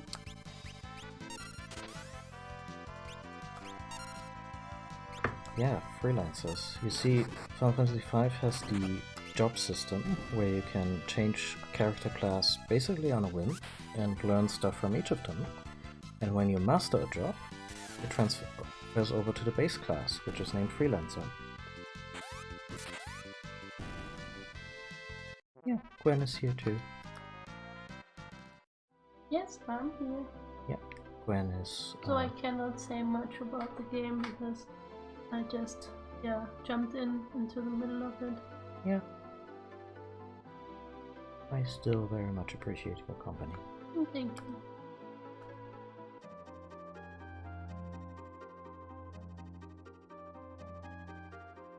It's gonna be a trap. There's a big stone inside. Take the stone. Ah, cripes, it's heavy. Oh yeah, I'm not in the overlay, that's true. But I'm also not really playing, I'm just here for the company. But I guess Glenn can change that. I can change that very easily, in fact. Yeah?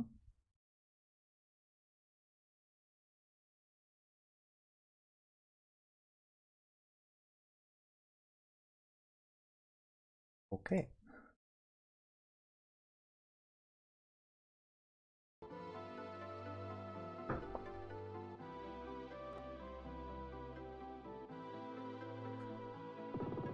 Oh, this is how.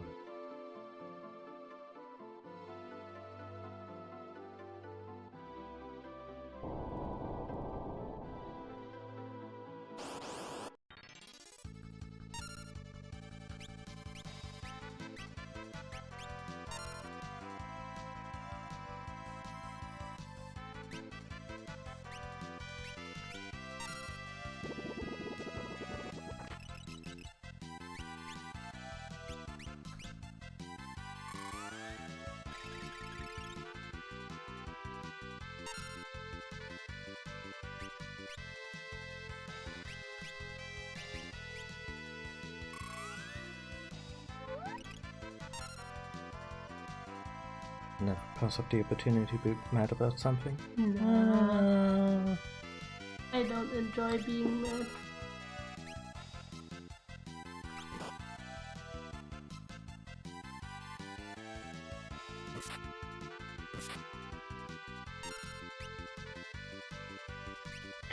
It's another character. This is another enemy that I have to humor because he has a spell for me.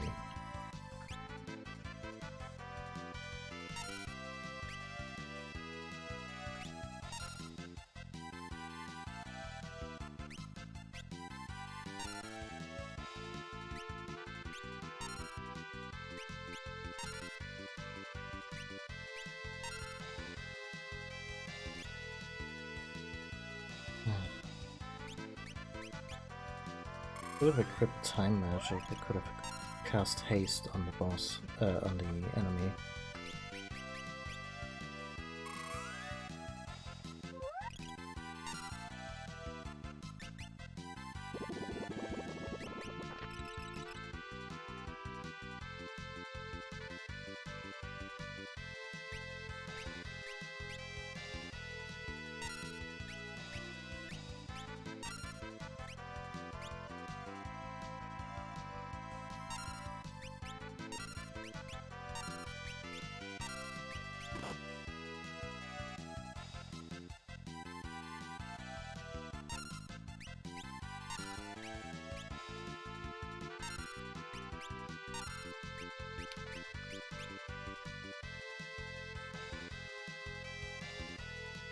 And this monster cannot be controlled. Okay. Gonna be here for a little while.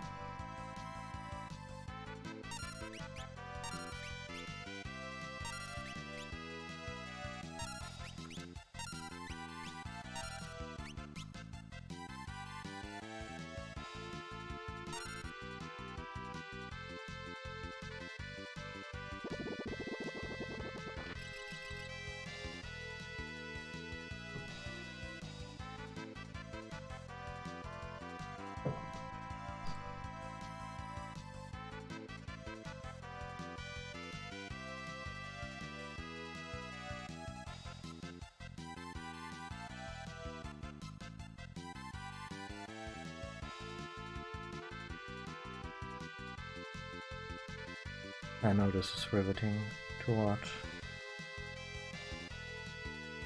Transform. Oh, screw this.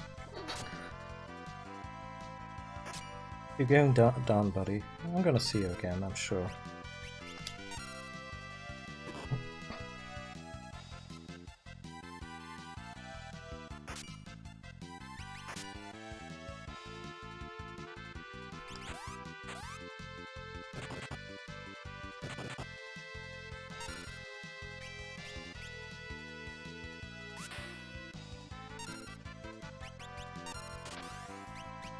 Wait. Good health pool.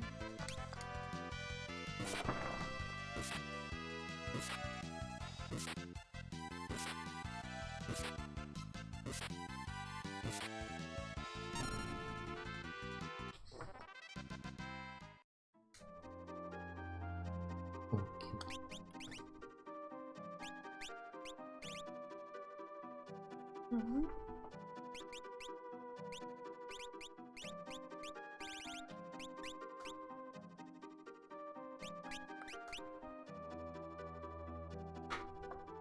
I'm gonna have a look at our food.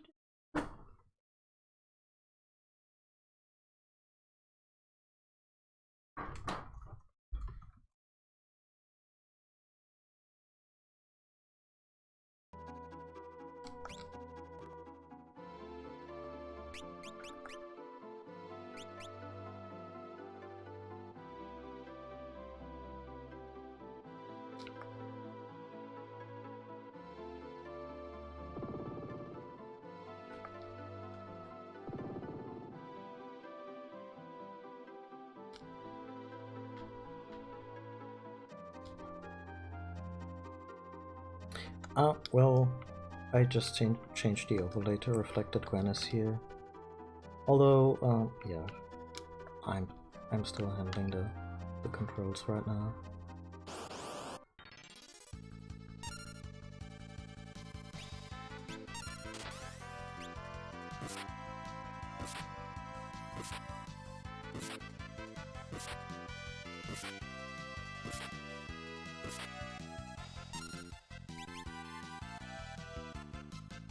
Ah, that's the one.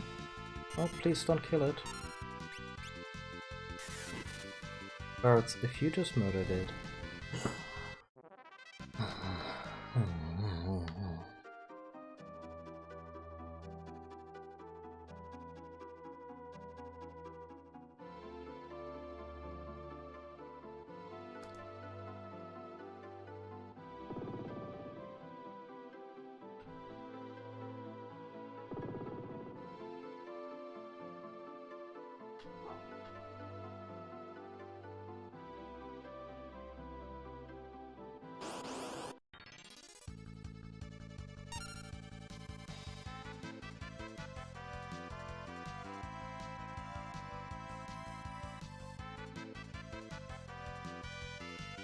Nope.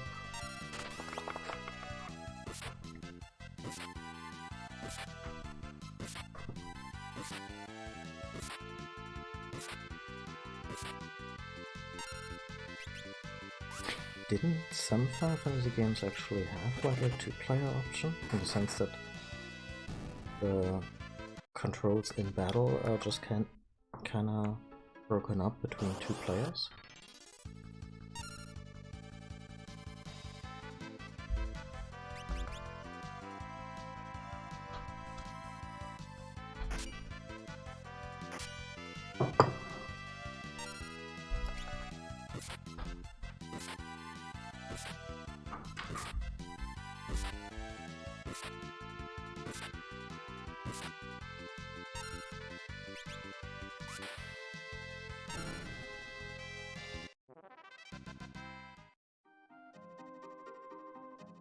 Okay, so the dead end for now too.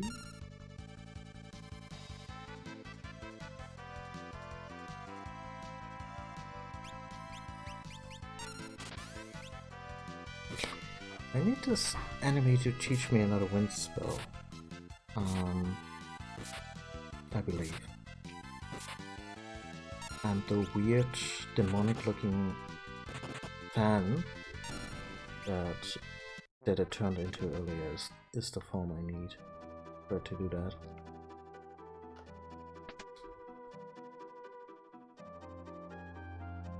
Oh.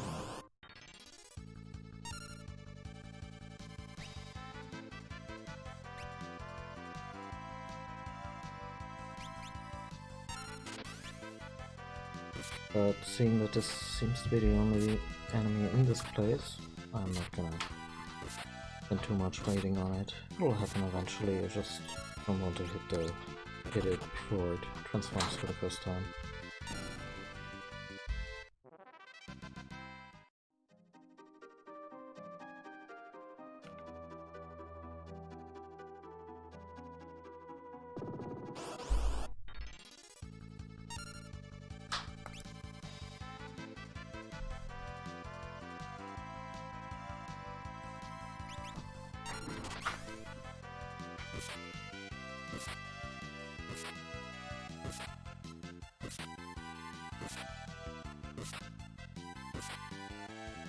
Oh. Okay. It's cute that they brought this back to Final Fantasy IX. I guess it makes sense because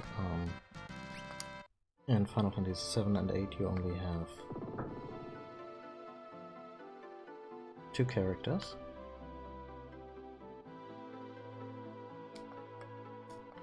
That's a dead end. Oh.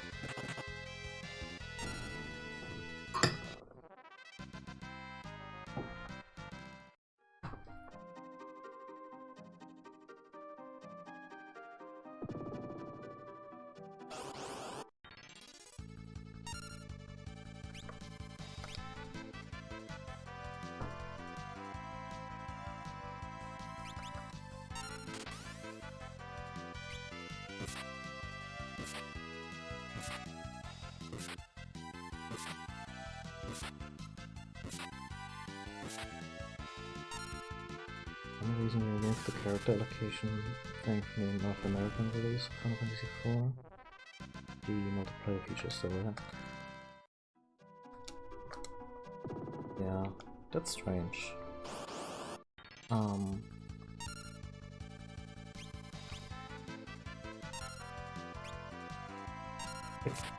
It's hardly an essential feature to begin with, but I can see a lot of kids having fun with that, just going through the story together and then cooperating in the fights.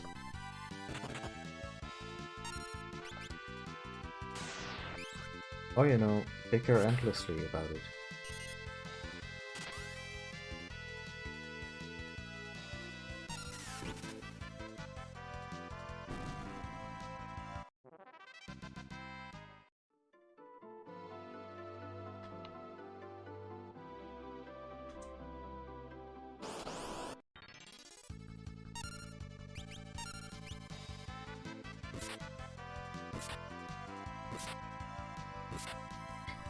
I think I shouldn't have switched that, pressed that switch yet.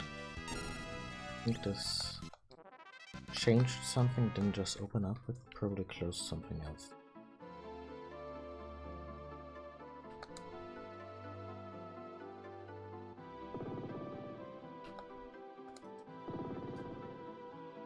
Yeah.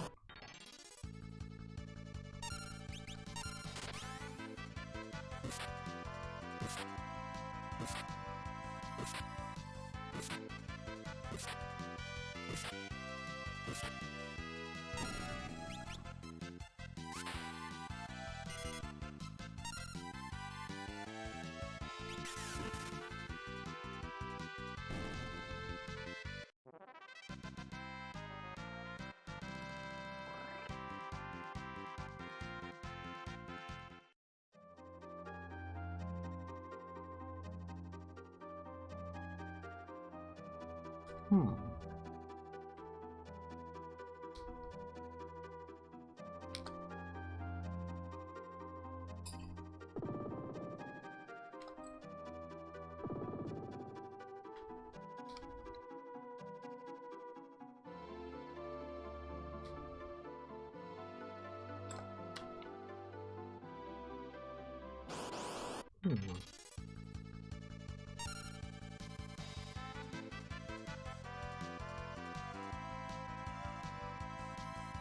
Oh, yeah, no.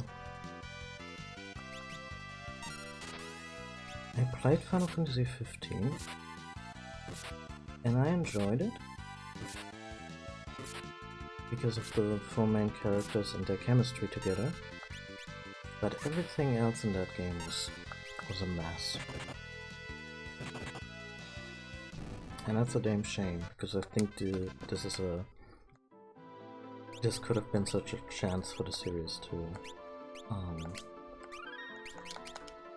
reclaim some of its former pedigree.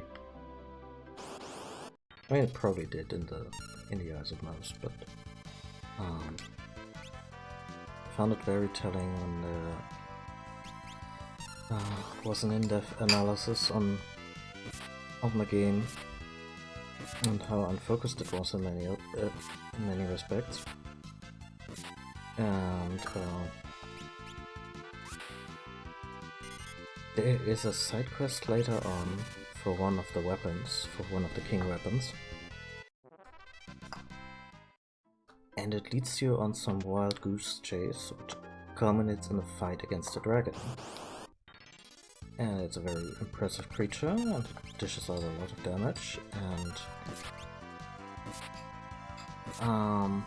but it's entirely unconnected to the story, as in, you have no idea why is a dragon here, why would it steal, or how would it steal a sealed weapon, and so on and so forth.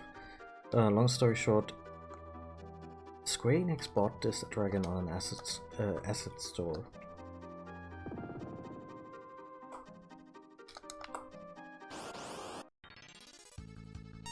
And just kinda copy-pasted it into the game to give players something to do.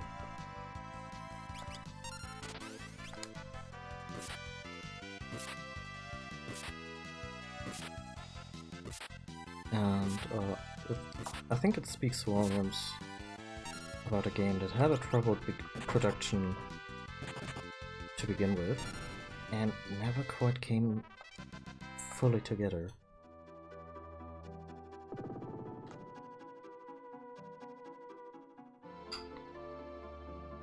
Just leads back to the... It's so weird.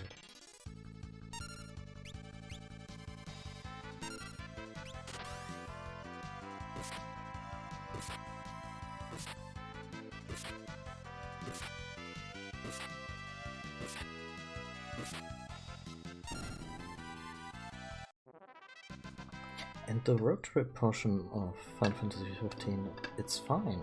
It's... The pacing is a little offbeat here and there, but I wouldn't... But I think that goes well with the road trip formula. Yes. Nice, we got it.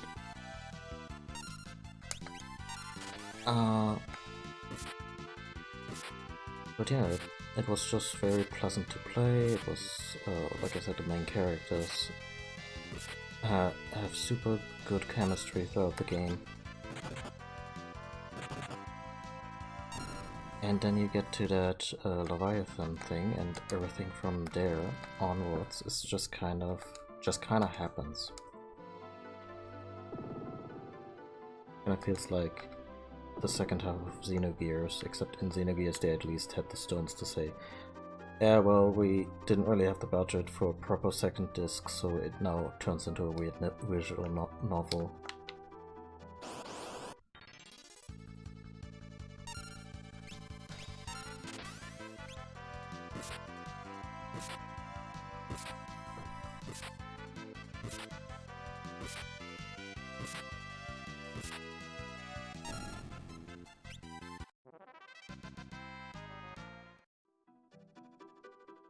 Oh.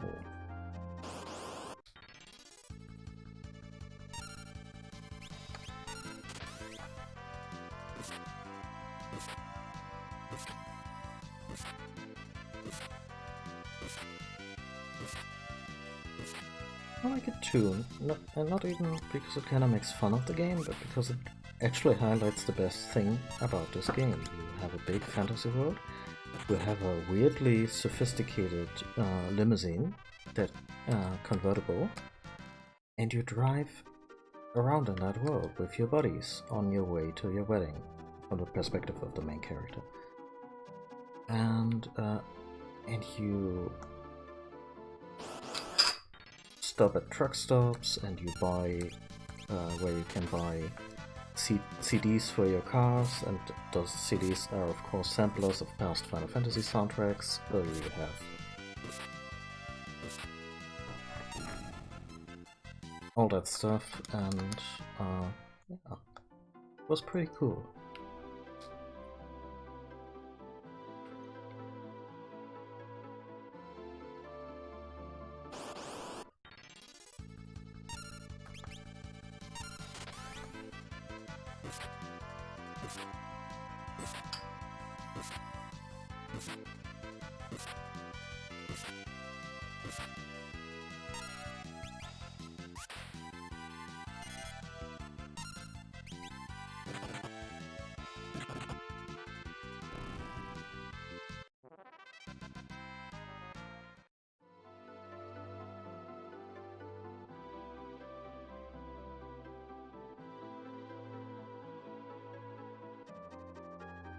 I'm a little peeved that I invested very much into the ability to see secret passages, and this level is like, yeah, but these are different secret passages, so we're not gonna show them to you.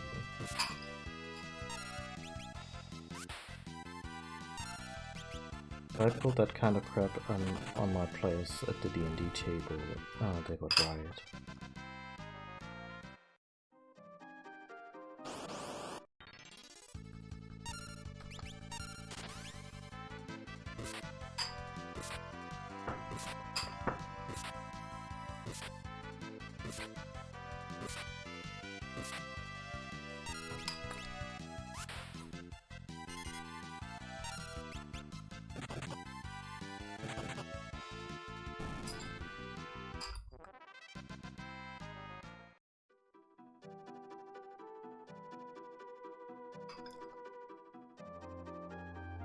Hey, it's Turtle! Jump into the pond. Let me look around first. Okay, that's fine.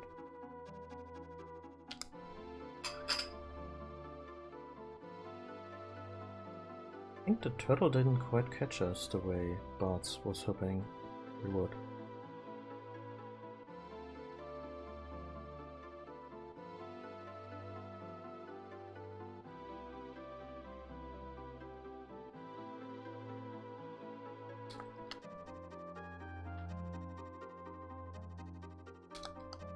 What did this accomplish?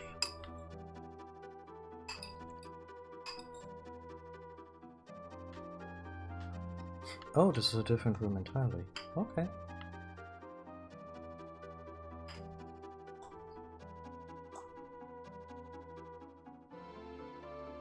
I smell a boss fight.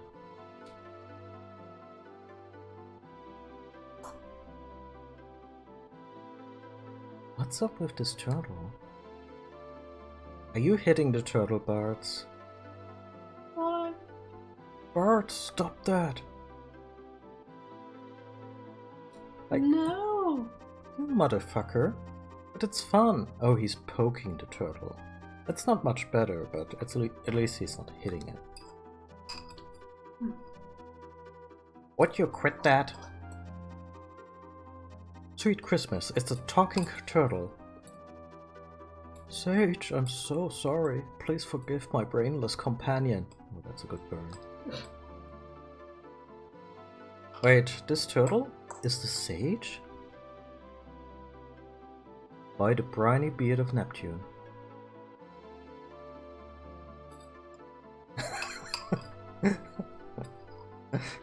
Turtle says, "Sweet Christmas, it's a talking asshole." No. Really, really good. And you finally catch a clue. Tarnation, I can take you anywhere. People always say this is the weak one in terms of storytelling, but all these exchanges are delightful. It's alright, no lasting damage. Physically, anyhow. Oh man, I'm awfully sorry. You should be, boy, picking on a defenseless turtle. However, we have more important things to discuss. You mean Exdev? So you aren't as slow as you look. Wow, from a turtle, that's... damn. What the Warlock seeks is within the great Forest of Moor. The Forest of Moor? Trees, my dear boy, lots of them, sprawling to the west of Surgate. This sentient forest is Exdev's birthplace. Huh? A certain tree in that forest had been used to seal evil spirits for years. 500 years ago, the concentration of evil turned into a dark creature with a life of its own. That creature is Exdev.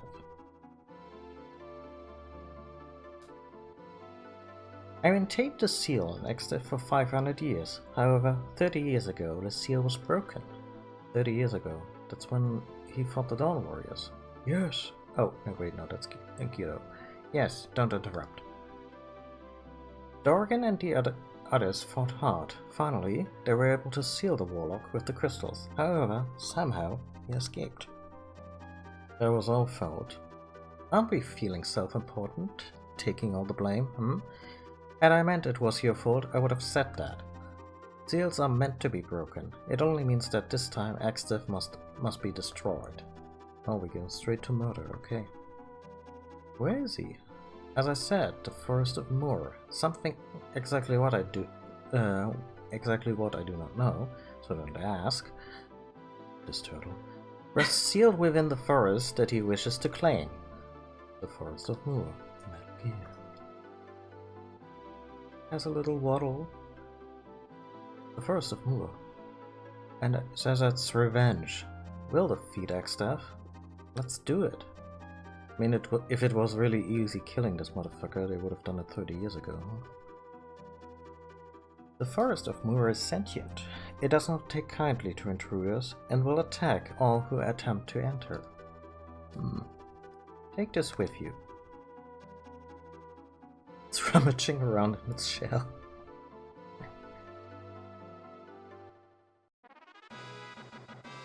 We received the Guardian branch. What is it?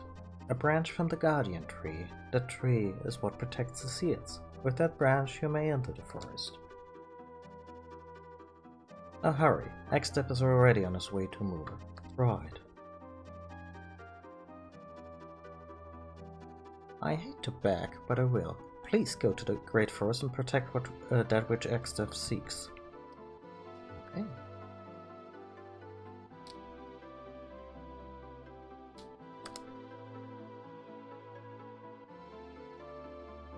I guess our business here is done.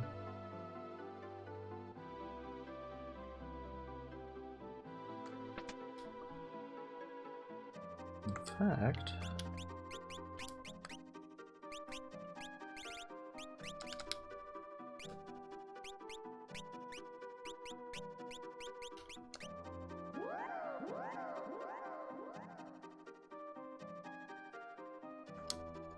Oh.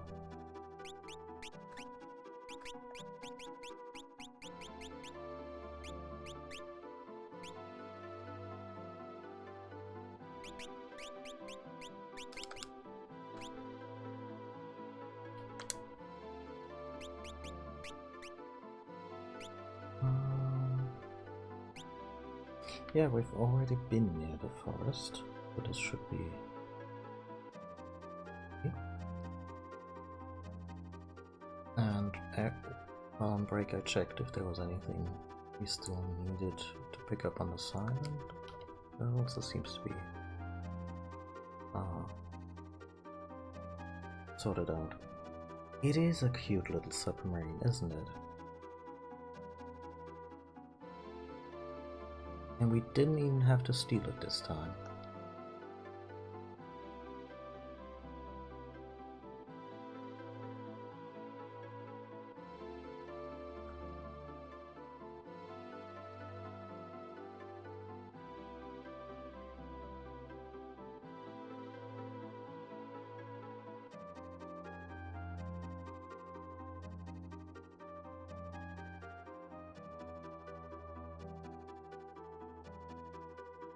Okay, let me pop. I usually stream with the viewer account hidden. Because, you know, dance as if no one can see you, and stream as if everyone is watching you.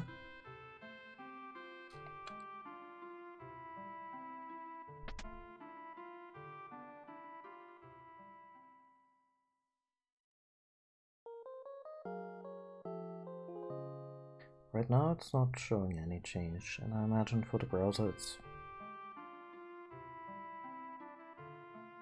I really like the picture-in-picture feature. Yeah. Because I usually just have one screen. Oh. And then I can also do a little bit watching.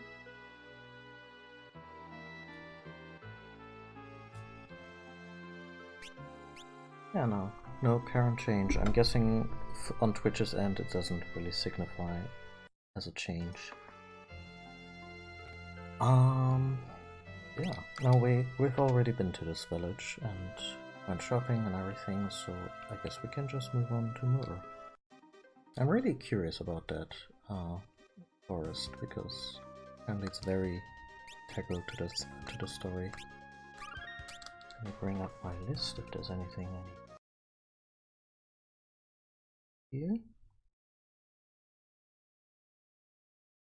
Okay. A little something from one of the enemies.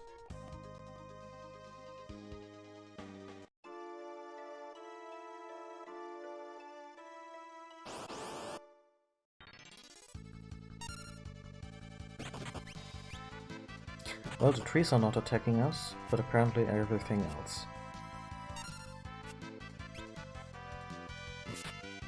Oh, I've already gone back to hiding the view count. It's... like, when I have it on, I just get self-conscious. Like, it'll go down for probably any number of reasons, and I'll be like, oh no, what did I say? What did I not say? And yeah, it's better to just hide it, and later on I can always look at the stream summary and see what my average was like, and that's enough feedback. Look, the tree branch, it's... music is really beautiful, by the way. The forest, it's letting us in.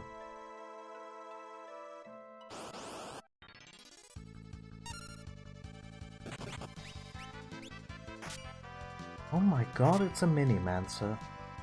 He's tiny. Mouse.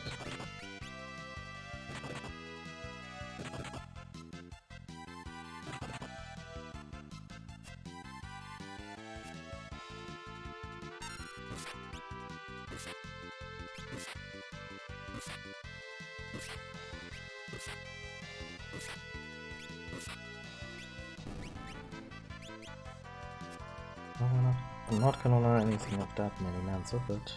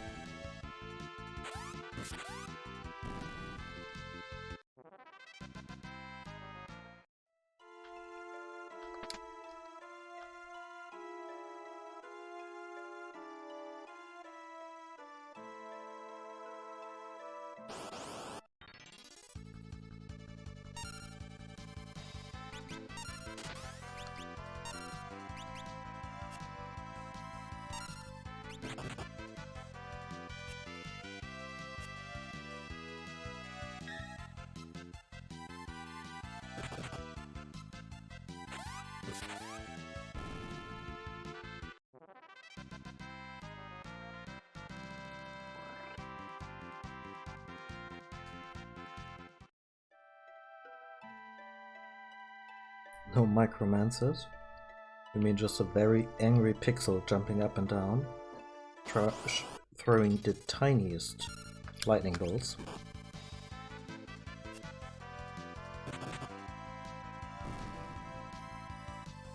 Yeah, actually, static discharge is not really a thing. It's just you step on a micromancer and with their dying breath they strike you with lightning.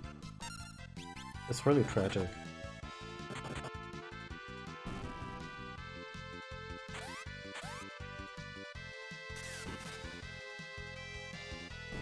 My party might be slightly OP for this section of the game, but that's okay.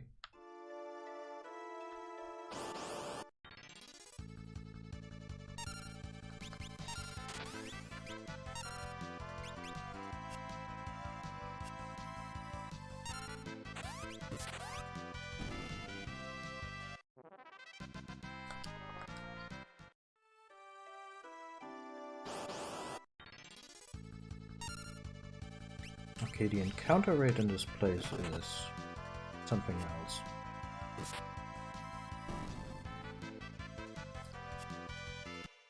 From hell's heart I stab at thee.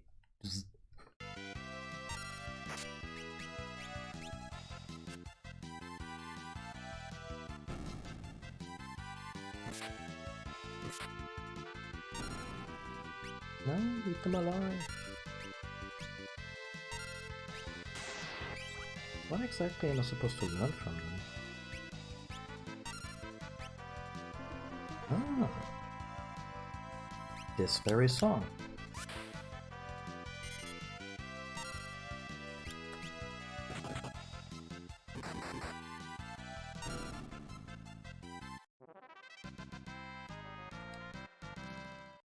Okay.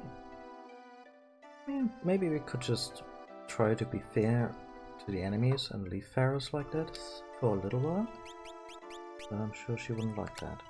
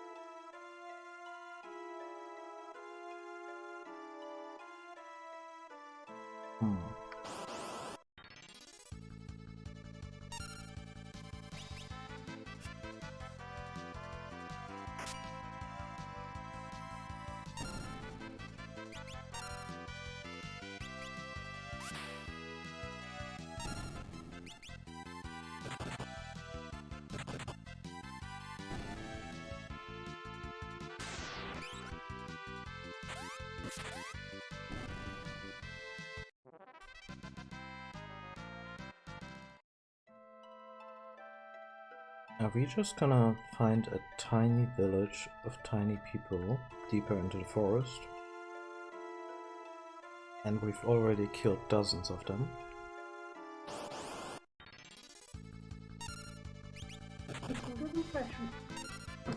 Mm-hmm. Greetings, we come in peace, and oh my god! Uncle Harris is stuck to his shoe!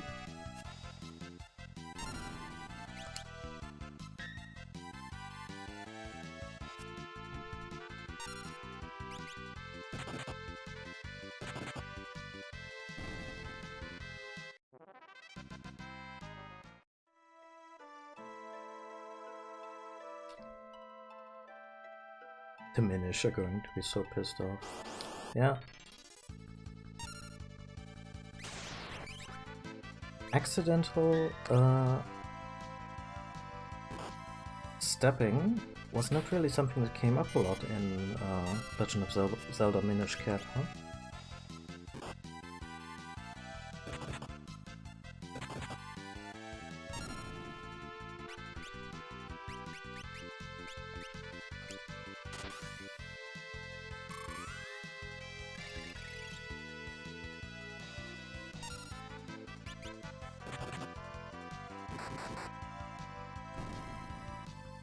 I will say this, I'm just about ready to pull out a map, although I just had another idea. Maybe I need to use the rod multiple times.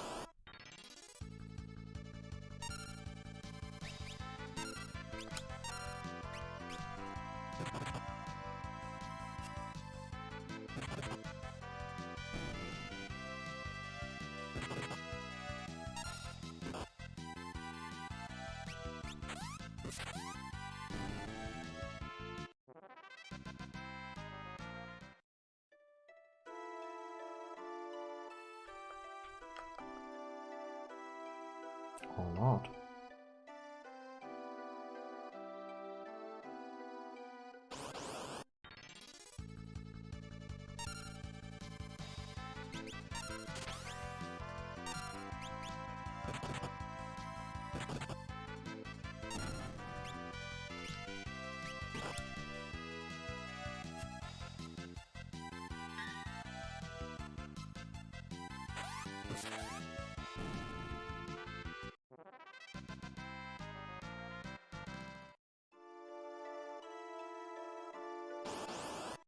Game, please. I'm trying to explore here.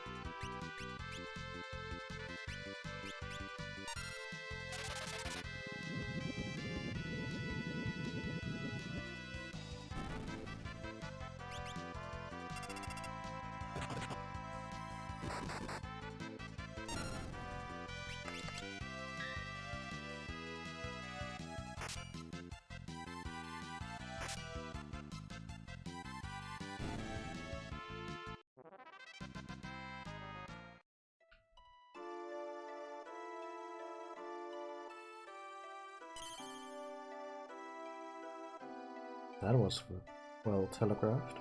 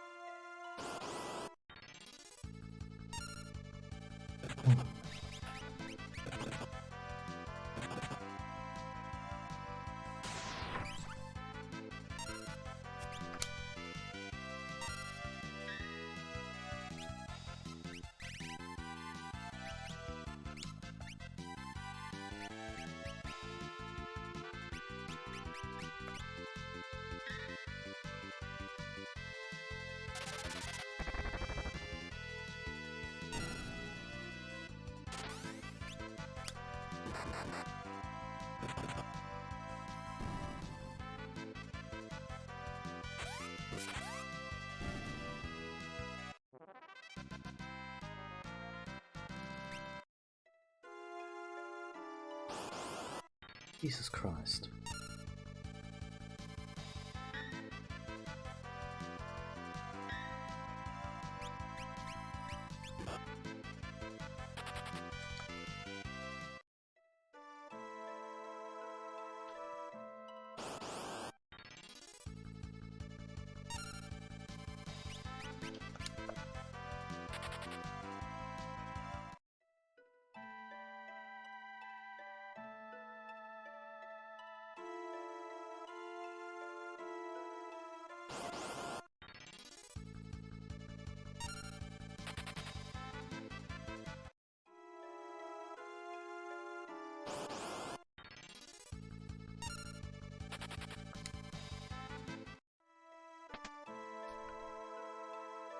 Hey, money.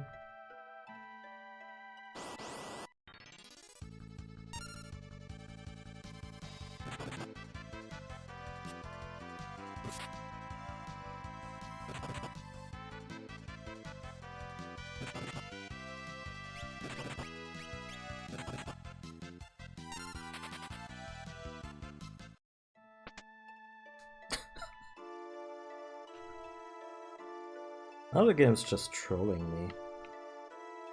Oh yeah, the encounter rate is gonna be through the roof. Also the visibility will be low, and if he wants to get all the chests, he's gonna have to wade through some chests where absolutely worthless stuff is in.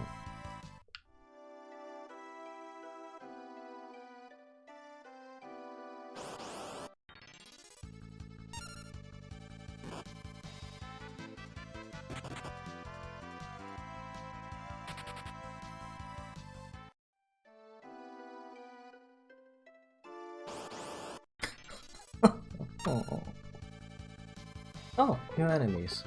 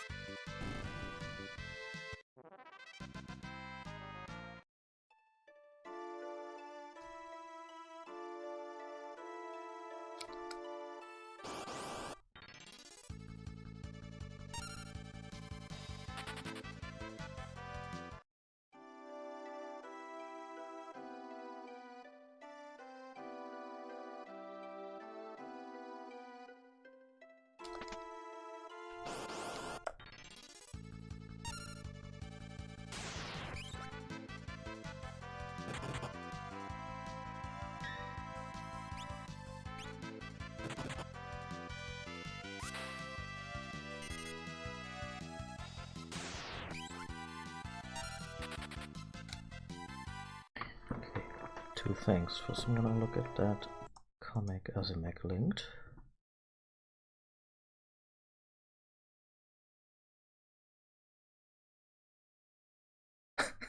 Yeah, that was a major mechanic in the game. Yeah, they never addressed that indeed. Also, I'm gonna bring up a list of items found in the Forest of Moon.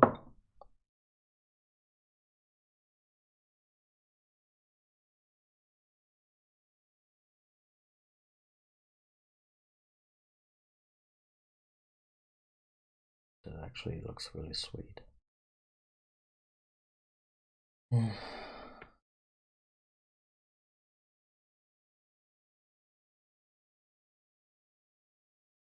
Because if it had just been crap all over, I could have just ignored the place. The chest, I mean.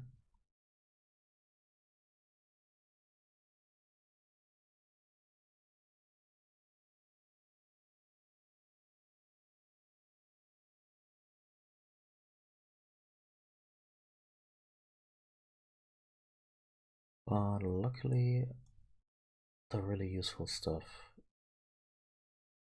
only comes up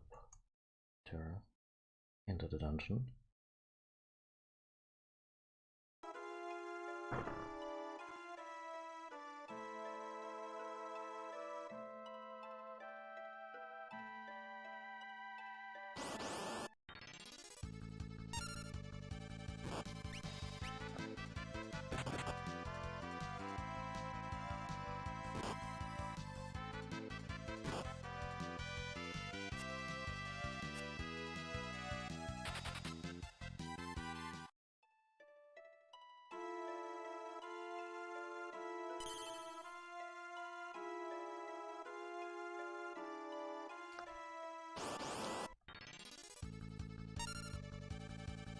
Tiny mages.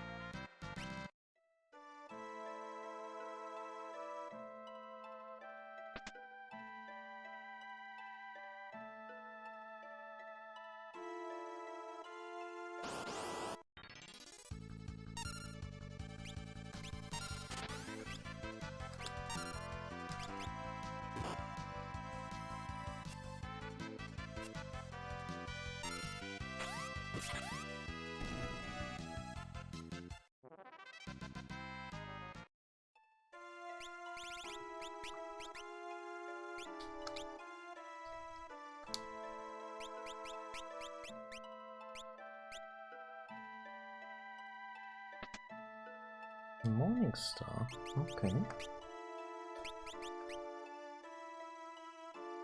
Can be used two-handed and from the back row.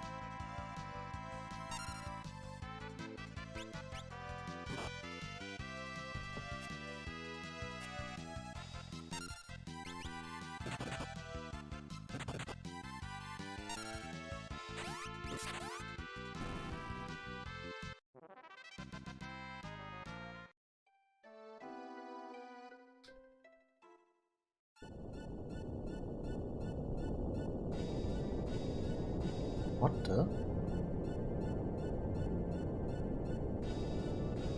Oh, this is bad.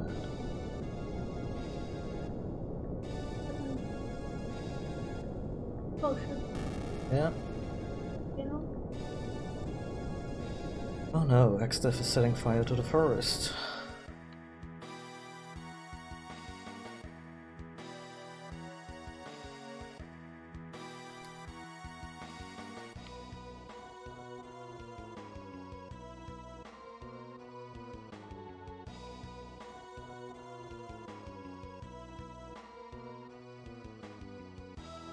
Oh no, a Moogle.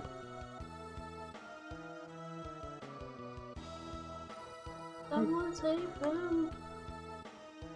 The Moogle is saving us.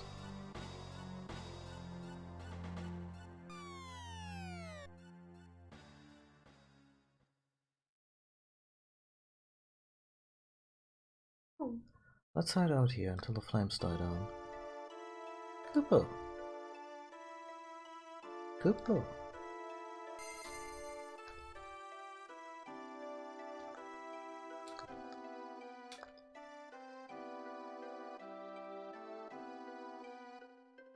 As usual, Muggles are riveting conversationalists. Cooper! Cooper. Okay. Oh no. But at least visibility got better. That's great, right? Yeah. You're really bad for complaining early.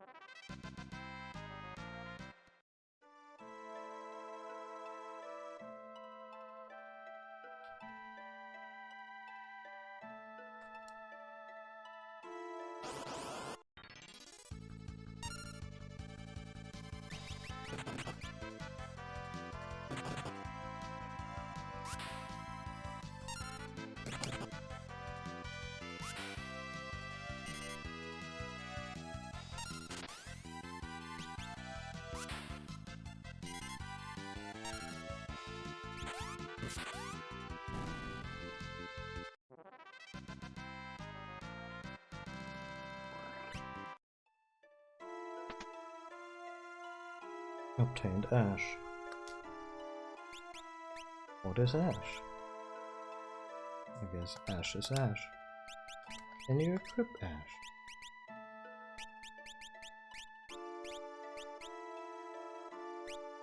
Was this just supposed to be a poignant moment where The ashes of this forest are running through my fingers.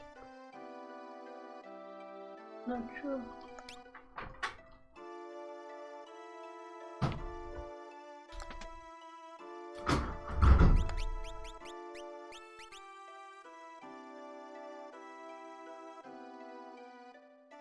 Okay, so we found a flame sword, and we gave it to Ferris because swords are her thing.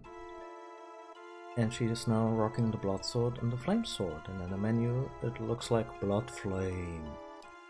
So she's basically ready to found her own metal band.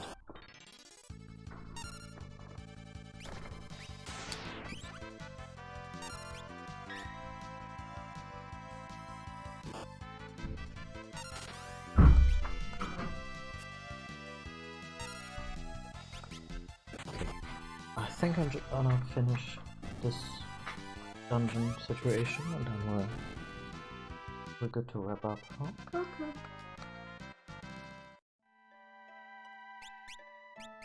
Let's see.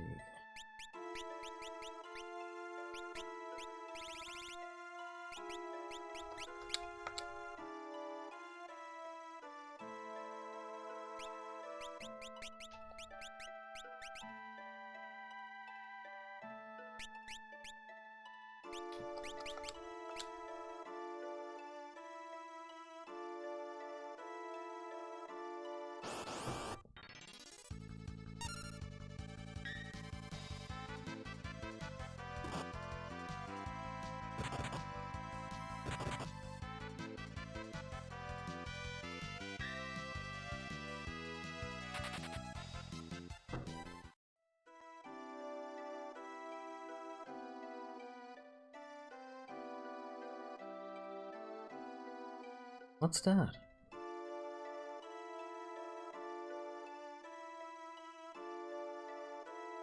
The guardian tree. That's what protects the seal?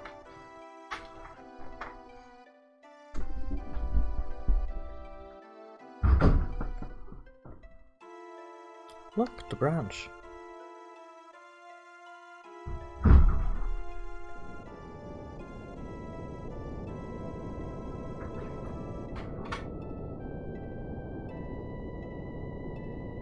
Okay.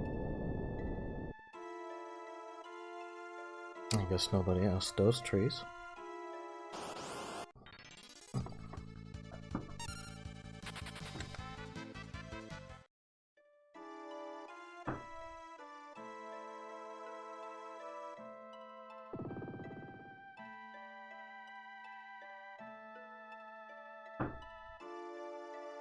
What are those things? Those must be whatever's sealed in here.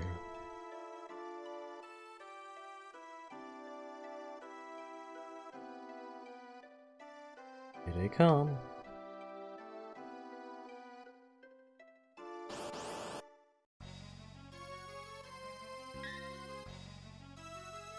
And it's ice?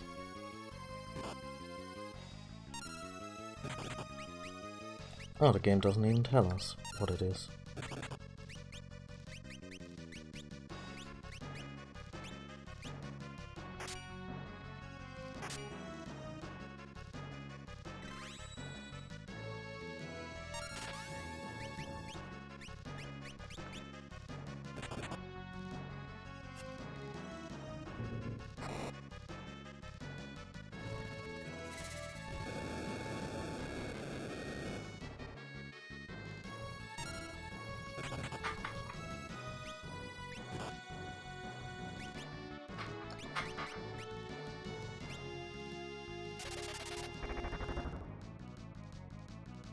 Ah, they're all susceptible to different elements. Interesting.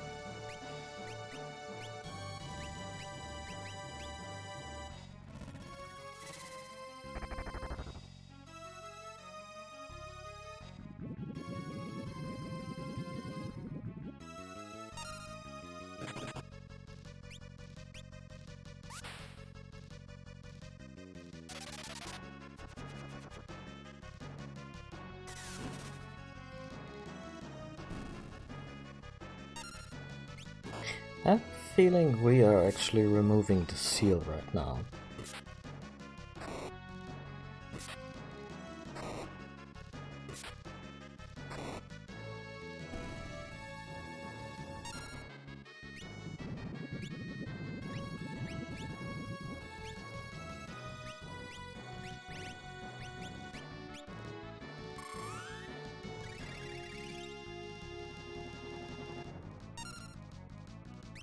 Yep, yep.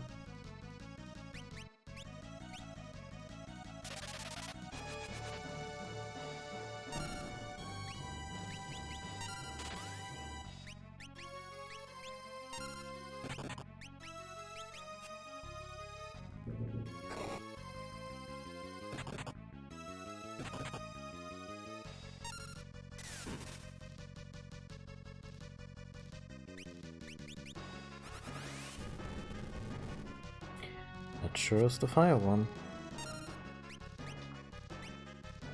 Actually, this is an old school Final Fantasy. The fire sword's not working for me. Which one did she have before?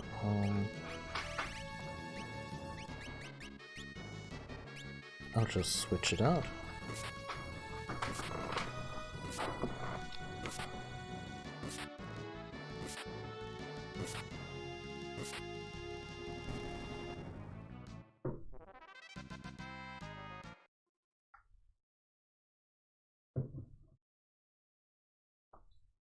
Maybe it was tiny mages and tiny ice tanks. Such efficient work, as if anything less could be expected of the bearers of the crystal's power. Yeah, we've been had. Well done, you've destroyed the seals. I suppose I should thank you for saving me the trouble. And yes, I'm totally voicing Xdev like a grumpy tree ant, because he's a grumpy tree ant. Xdev. How ironic. The seal's broken by the power of the four warriors meant to protect them.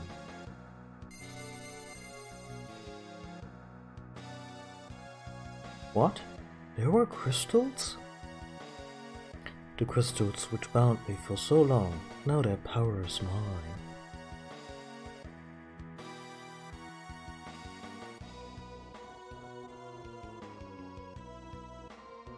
No, he's actually a tree.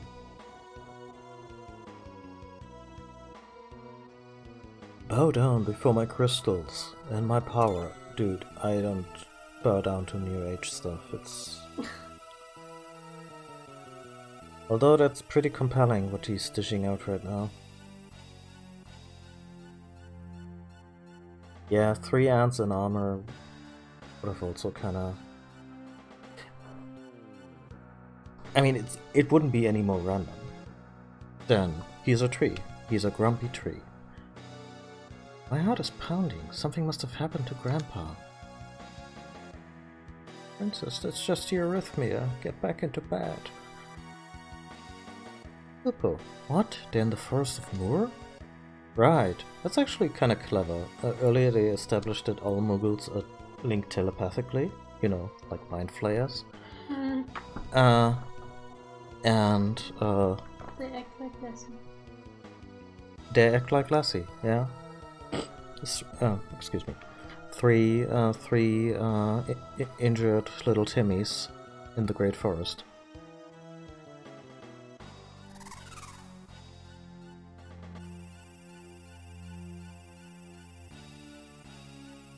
You would have such a blast playing Gradius, R-Type.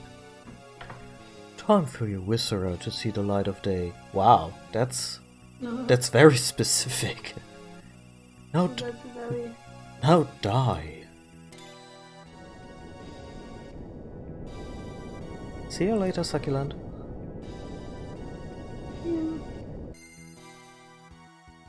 I like how Krilly's spell just flat out knocked the ultimate evil on his ass.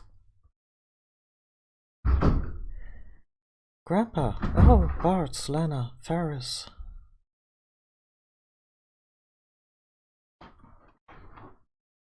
Really, Xdev, Don't worry, you shouldn't be doing anything for a while. Oh.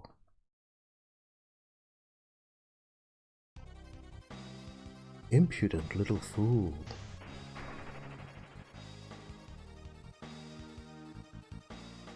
Hey, what are you? Die. Wow, he's really using his evil force powers to toss around a little girl with the bow. Huh? Grandpa! Really? And that was Final Fantasy 15. Never translated for the Western market because the good guys die halfway through. So certain you want to keep moving. Sorry.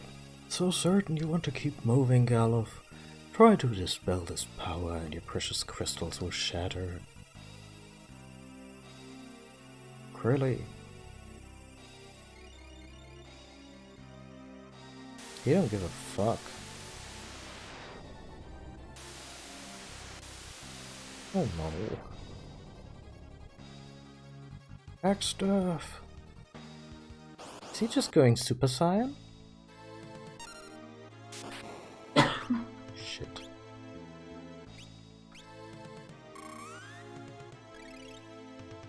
Let's do this. You cheap motherfucker. I mean, it's probably a you're supposed to lose battle, but... Ring of Fire, Fatal Burst, and Chipotle Knights. Oh. Extremely haunted.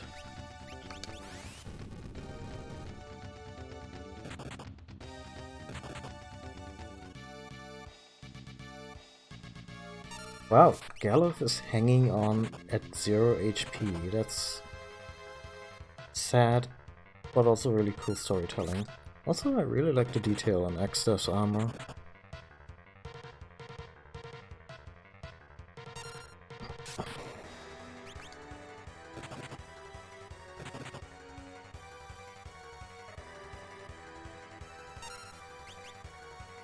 Take this.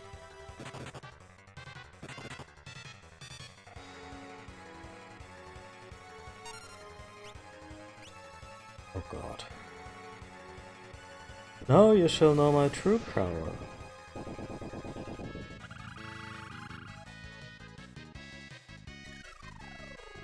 Aww.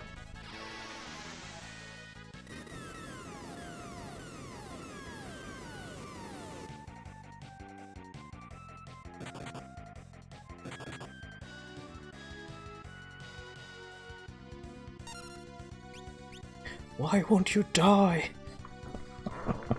Takes a lot longer for me to kick the bucket.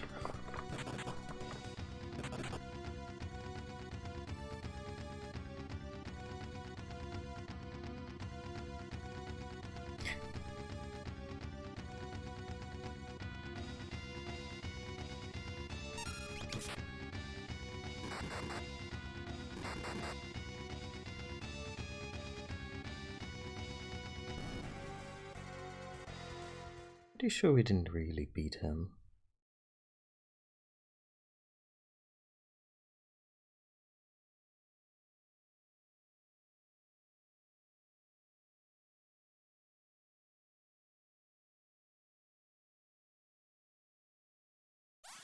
Yeah, he fucked off.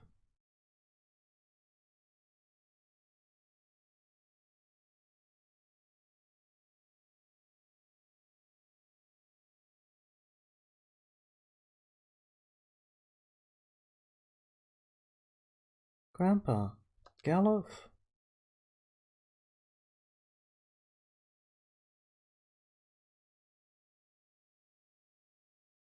I'm done with this bearded god mode cheater. Yeah, he really dished it out. Galuf, hold on, we can... No good. It's too late for me. Galuf, don't huddle like that. Get up. Wake up! Wake up, please! Bart, Lena, Ferris, my dear Crilly. Exdeath. Exdeath. Destroy him.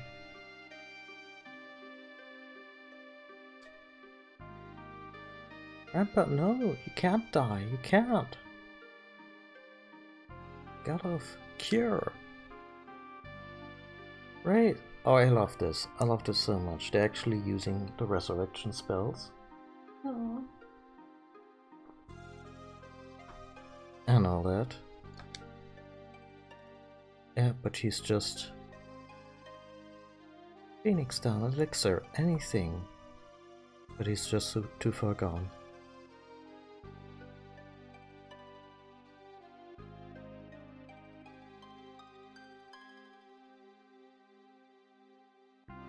Gallows flame has flickered out.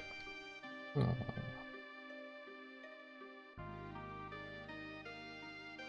Grandpa, no, no, you can't leave me, you can't die.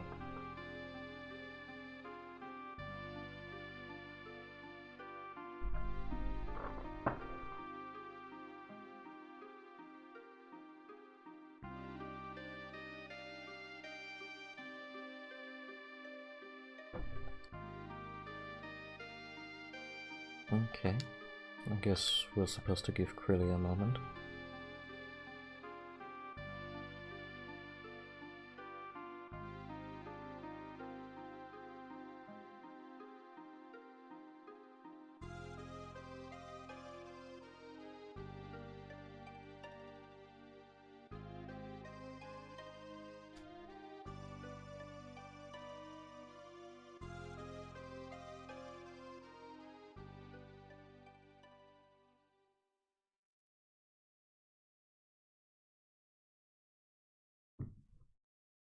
Grandpa... Grandpa's calling. Okay.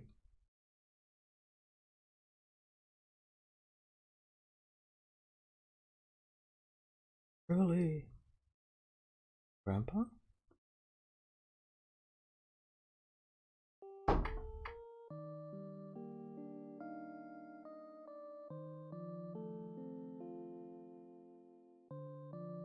The guardian tree, which has protected the crystal for 1,000 years, is letting me borrow its power to speak to you. Oh, I don't have long. I want to give you my strength. Come on, Crilly, don't cry. Stand with Bart and the others. Be strong and fight. No, you do it. Come back. Don't leave me alone. You know I can't do that, but you're not alone, Crilly. You understand that, don't you?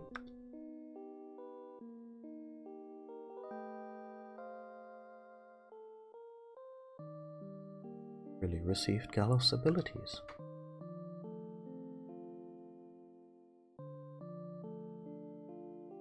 Don't have long, this counts as a long distance call. Yep.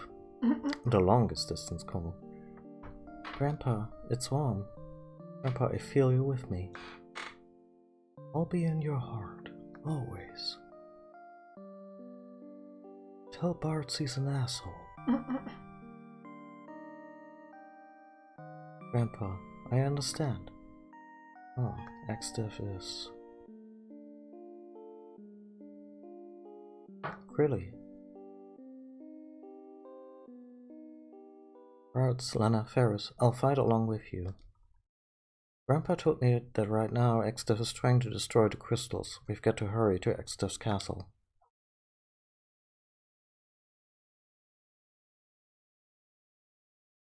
The Windbreak. The ever-convenient Windbreak.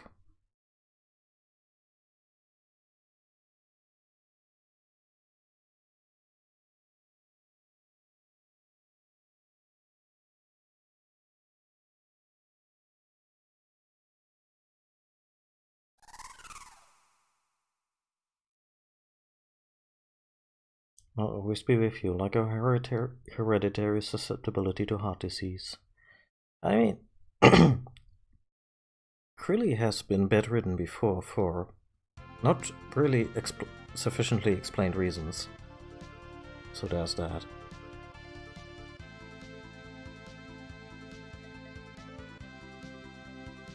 Anyway, excuse me. This is where sorry. This is where your voice picks up and tells you to stop talking. No? Exactly. This is where my voice says, nope, you've done enough reading. Also, Crilly, don't look at the camera. Everyone is looking very... is looking forward, and that's what the photographer wanted. Yeah, so, next time I'll be back with more of this. Karloff is gone, Crilly is with us.